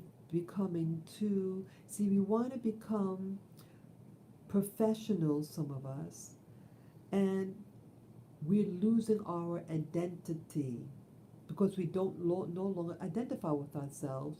We're in a community of, well, we work, many of us work as we move up the social ladder. We live amongst people that are not like us, and so we don't relate to ourselves, and those people that we live amongst really don't want us there either. We need to stop the foolishness. You can have any degree you want to have, but you're you, and you need to start community and maintain community. These new groups from the Dominican Republic, from Puerto Rico, Cuba, they love family. They may not love their racial history, their black heritage, but they love the cultural aspects of um, what their island teaches them. You know, they learn the music, they learn the dances, and many of them are heavy into their religion. But Black America, we're into religion on Sunday, but we're not into the family. We're into trying to, we use things to pacify us. We're fixated on the latest sneakers. We're fixated on the latest hairstyles, right? And we're fixated about the music, like rap music, and the foul language that they teach about black women, black people in general. It is a poison to our community, but we're fixated on this. So we need to change, people. We need to throw away the garbage that's in our lives. See, we're hooked on television and the movies of this false life, and we're becoming desensitized about who we are as a people. Love who we are. Remember, we survived this long being in the Americas for over 400 years. Let's get back our sanity. We can do it. We can do this. We are a very strong race, people. We are charismatic. We actually are forgiving people in general. We're forgiving towards others, but we're not forgiving to ourselves. Let's start to forgive ourselves. We all are born, and yes, we make mistakes. But right now, it's the only time we have. And we can choose now to say, you know, I want to change. I want to love family. I want to love myself. And I want to protect my community. This illusion of wealth, to look like those people on TV, these are fake people. Yeah, notice these performers, these black performers that we see on social media. These are the tricksters and liars and deceivers of the community. They teach you lifestyles and way of thinking and treating one another. That's a perversion. That is an evil. We have to see, call them out for what they are. We have to stop looking up to violent people. There are people belonging in gangs and things like that. How is that helping you? How is it helping your community? You need to call them out. Say, get out of our community. They weren't always in our community. Why are they in our community? Well, you invited them in when, I'm going to go here also. I think this gang warfare and things like that really started happening after the war. Like after World War II, and the family started in the 1950s and everything, and television started in the 1950s also. This new socialization and teaching how people are to treat other people. And what was that? Well, it's just a change in the system. And they want you to be materialistic and think that life is about being these things.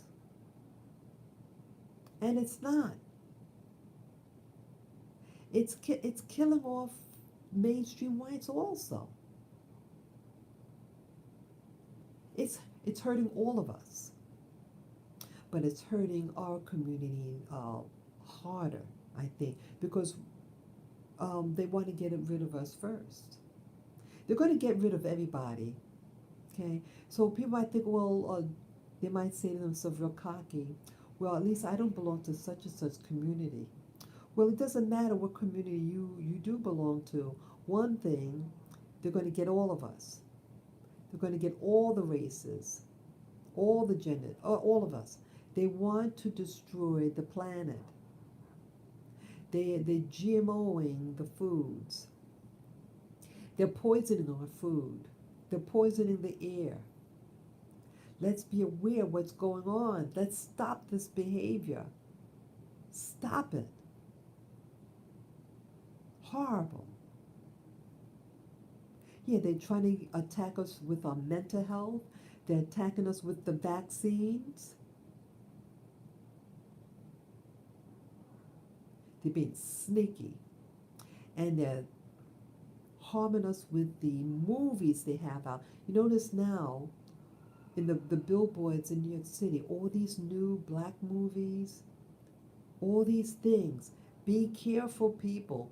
That Hollywood is a sellout. And the black people in Hollywood, many of them are sellouts. They're not about the community. The type of movies that they do, especially now, a lot of these new directors, they're about stereotyping the black community, and also they are making black people comfortable with the what they call the alternative lifestyle community. And they also want to destabilize our community by getting outsiders in our communities and some of them to even marry. You think when my therapist shared with me that she was a lesbian? Well, she didn't use the word lesbian. She just said that she is married to a woman, and she showed me the picture of the woman. Okay? Now again, that is her business if she wants to choose that lifestyle. But see, they are choosing these lifestyles to convince you to change your orientation. Then you're not going to want to fight. You think a man, a black man who's in the alternative lifestyle, you think he wants to protect his women, his community? No. In my opinion, by the things that I say, they're only about who they're going to get sexually, who they're going to conquer sexually. And that's where their mind is at. I mean, you can love what you want to love, but you have to service in some form the community to help in the future. Professions, be professional. See, you can like what you want to like, people. It's not it's about what's being done with what you like, what they're having you do, and not protecting your own. They're rewarding people from our community, the black community, to only help people of that alternative lifestyle community overall. Remember last year when I mentioned that I got groped when I was walking my dogs? And I asked for help. I asked a young black woman who worked at a store. She was right there. I said, please call the cops. Did she come to my aid? No, she didn't. See, she's a black hater. She was a dark-skinned black female, very, very pretty. She was a pretty woman. She looked like a very young girl, late teens, early 20s. And rather than calling for help, she started yelling and screaming at me. You think that's normal, people? You think that's a normal response when an elder woman, I'm old enough to be this person's mother, and for her to respond the way she did, do you think that was normal? Do you think that was loving? Do you think it's protective? See, we're being taught to dishonor the elderly, the older, the ones, people that we might have looked up to. I mean, the age. I mean, I'm talking about the age of a person. I'm in my 50s, people, in case you didn't know. I'm in my 50s, and she's late teens, early 20s. That's not, see, I'm old school in the sense that when an older person needs help, you help them, right? But now they're using people, teaching black people to harm and not help out the elderly. Well, do you think people, when they get of age, when they get old, do you think that people are going to want to help them? No, because people are taught what you teach. So if someone's thinking that it's not okay to protect your elderly, the older community, or respect their elders, those younger people are going to see it and say, oh, I guess we don't supposed to respect. See, you're digging your own grave. You're digging your own grave, but you can change now if you want to. Start seeing the consequences of your behavior, how it's going to affect other people. How is it affecting you, people? How is it affecting you? What about the family? And then you're going to start complaining that other black groups are doing better than you. Well, because it's about community. Women, respect your bodies. Respect your bodies. Choose the person that you're going to be with sexually carefully. Get married first. Yes, get married first. You have some YouTubers out there who are teaching, hey, you don't have to get married. Why not? Show that you care about that person. Show a commitment. But see, it's all about fear. If you're fearful of getting married, then stay celibate. Stay celibate. If you're not interested in a commitment, stay celibate. There's nothing wrong with that. Nothing wrong with that. You are teaching by example. And when you teach, you don't respect your women, and when you don't respect your elderly, you're doomed to perish. You need both to sustain a community. We both learn from each other. The young learn from the old, and you learn from each other. And you have to choose careers where you want to help. People don't go into the mental health or become a medical doctor if you don't like people. Go in a career where you could just work by yourself. Yeah, we need mental health and medical doctors in the black community. We're getting people from all over the world who don't relate to us and who do not want to relate to us. And they are our practitioners. And sometimes they look at you funny.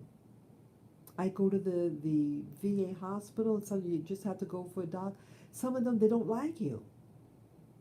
They come from other countries, and they're afraid of you. It staggers me, the things that I experience there.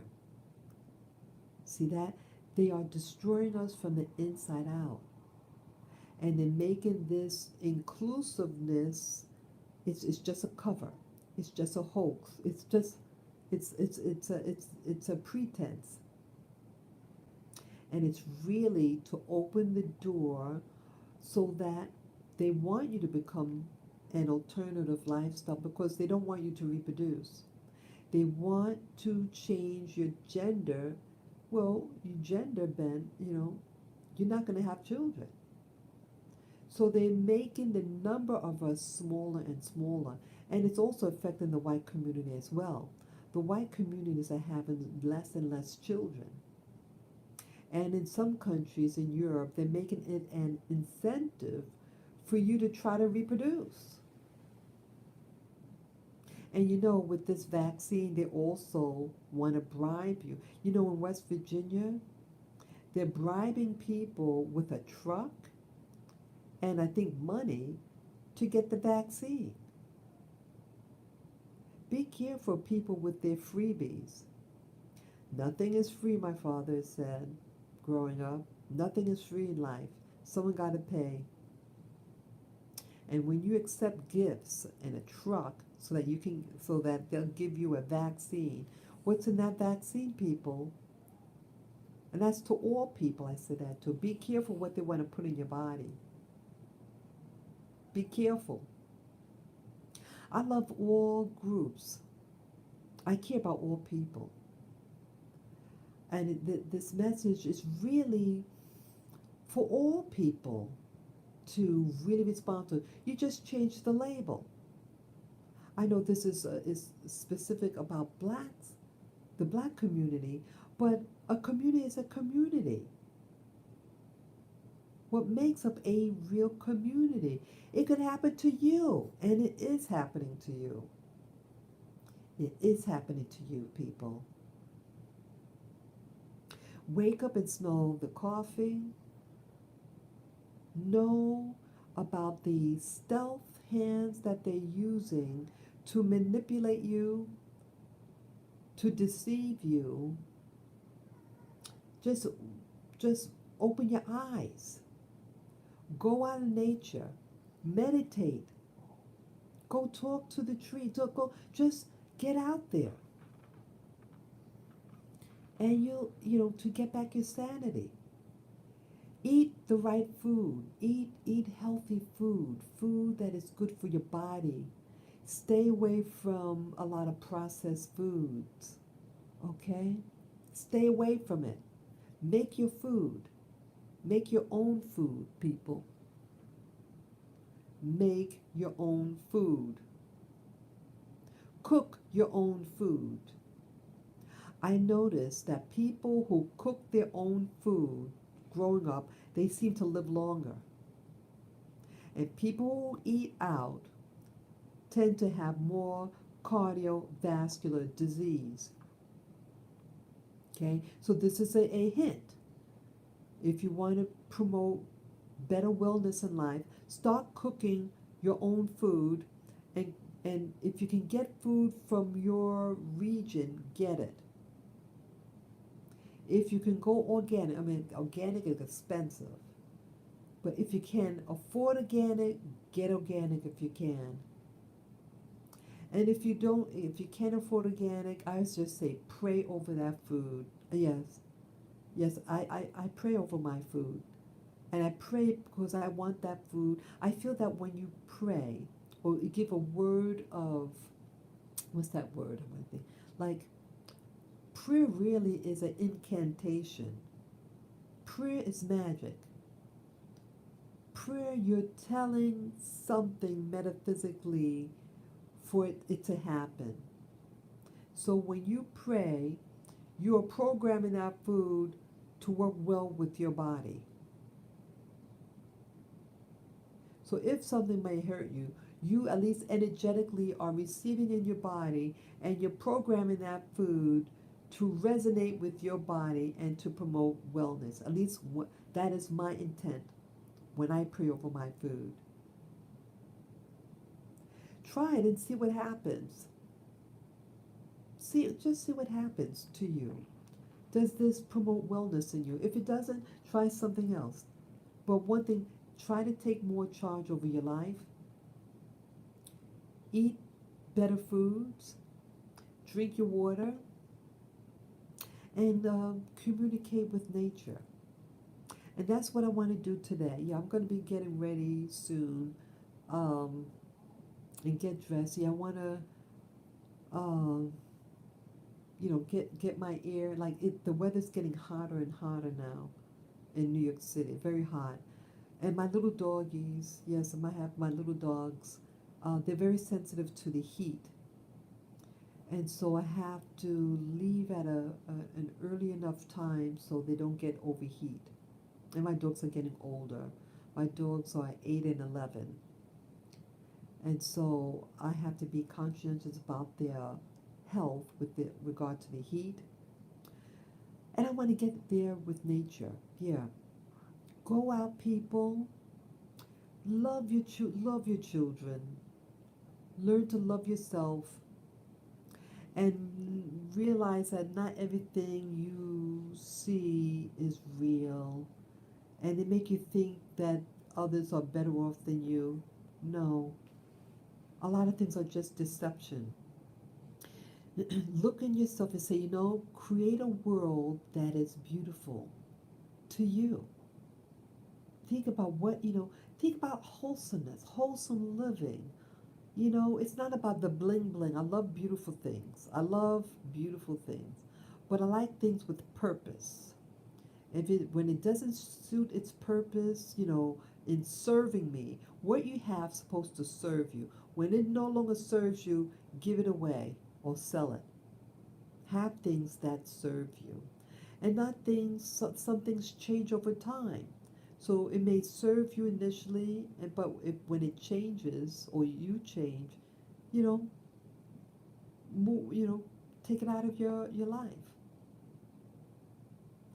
So that, I know I said a lot, people, and I felt I needed to say that. I couldn't sleep, but I needed to get things off my chest, um, and let you know how I'm feeling these days. That yes, I want to take better care of myself.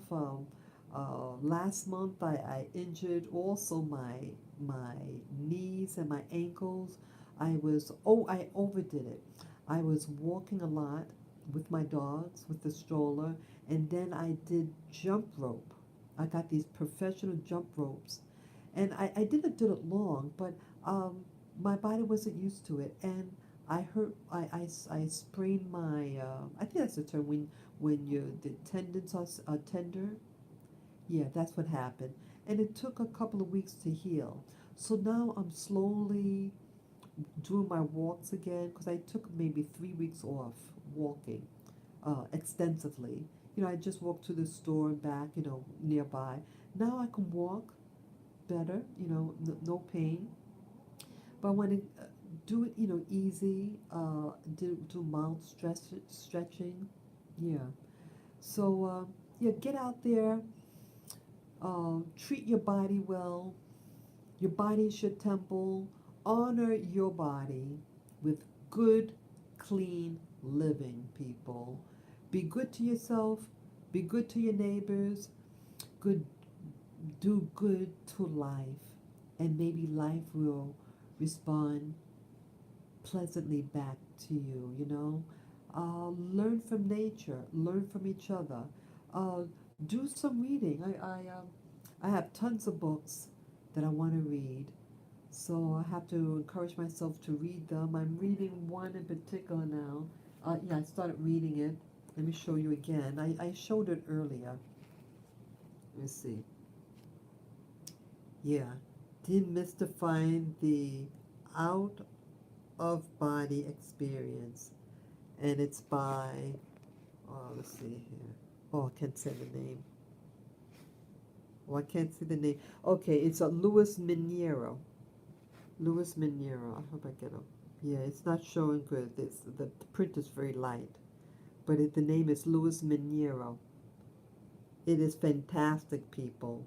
This is fantastic. It's a book on astral projection. Let's see, yeah. Astral projection. It's fabulous. So yes, that's it. So I'm still reading it. I'm reading the second chapter now. It's pretty, I like how he writes. It's very simple, to the point. But yeah, I have massive number of books. I have books here. This is the bookshelf I have. And I have more books in the other room. Yeah, I have much more books in the other room. But yeah, I want to really develop my mind. I mean, I'm a work in progress, people. I am a work in progress. So I like to be honest. I like to be upfront with people. I'm no different than anybody else, but I start to see patterns. I start to see things in myself, and I say, look, let me get it off my chest. Let me share with anyone who's interested in listening, because what I go through, I'm sure you guys might be going through. So, um, be of good cheer. Be of good cheer. Whatever what this life is all about, I don't understand it at all. It's all different theories. But one thing I know is that you have people, individuals, institutions who are manipulating the way we think about ourselves because they want to control you. They don't want you to reproduce. They want you dead. They want to create a robotic society. They want you to not know what gender you are so they can change your body and make you into a cyborg type person, a robot. And that's what all that nanotechnology, all those GMOs is for, to alter your genetics, to alter if they can alter the way you think, they can alter what you do to your body, alter your genetics, so that they could um, change you and change you. That goes against nature. They want a natureless society where screw you, who is anti-nature, anti-balance. Get out there and embrace nature. Embrace the beauty and the fullness of it. Breathe in that fresh air if you do have fresh air, okay? Yeah, I've been on here long enough. But I thank you again, those of you who listen this far. I know I say a lot, but I'm thorough and I'm honest. If you want an honest opinion, I will give it to you, and I give it straight, okay? But I thank you, and I respect you all, and I need to also respect. Yeah, I respect all. I don't have to agree with everybody, but at least I know I want to stay in my lane. And if I feel someone is trying to enter my lane and to sabotage, I'm going to speak out. I am going to speak out. Okay? So I thank you again for listening. And yes, this is me, the Spirit Journey channel. Yes, this is my journey. And boy, what a work in progress. And one day, I like to believe that it will all be made clear. But in the meanwhile, let me be good to myself and good to you. I thank you again. Peace, love, and joy to you all. Oh, I see it was buffering there. Yeah. Thank you again. Bye bye, guys.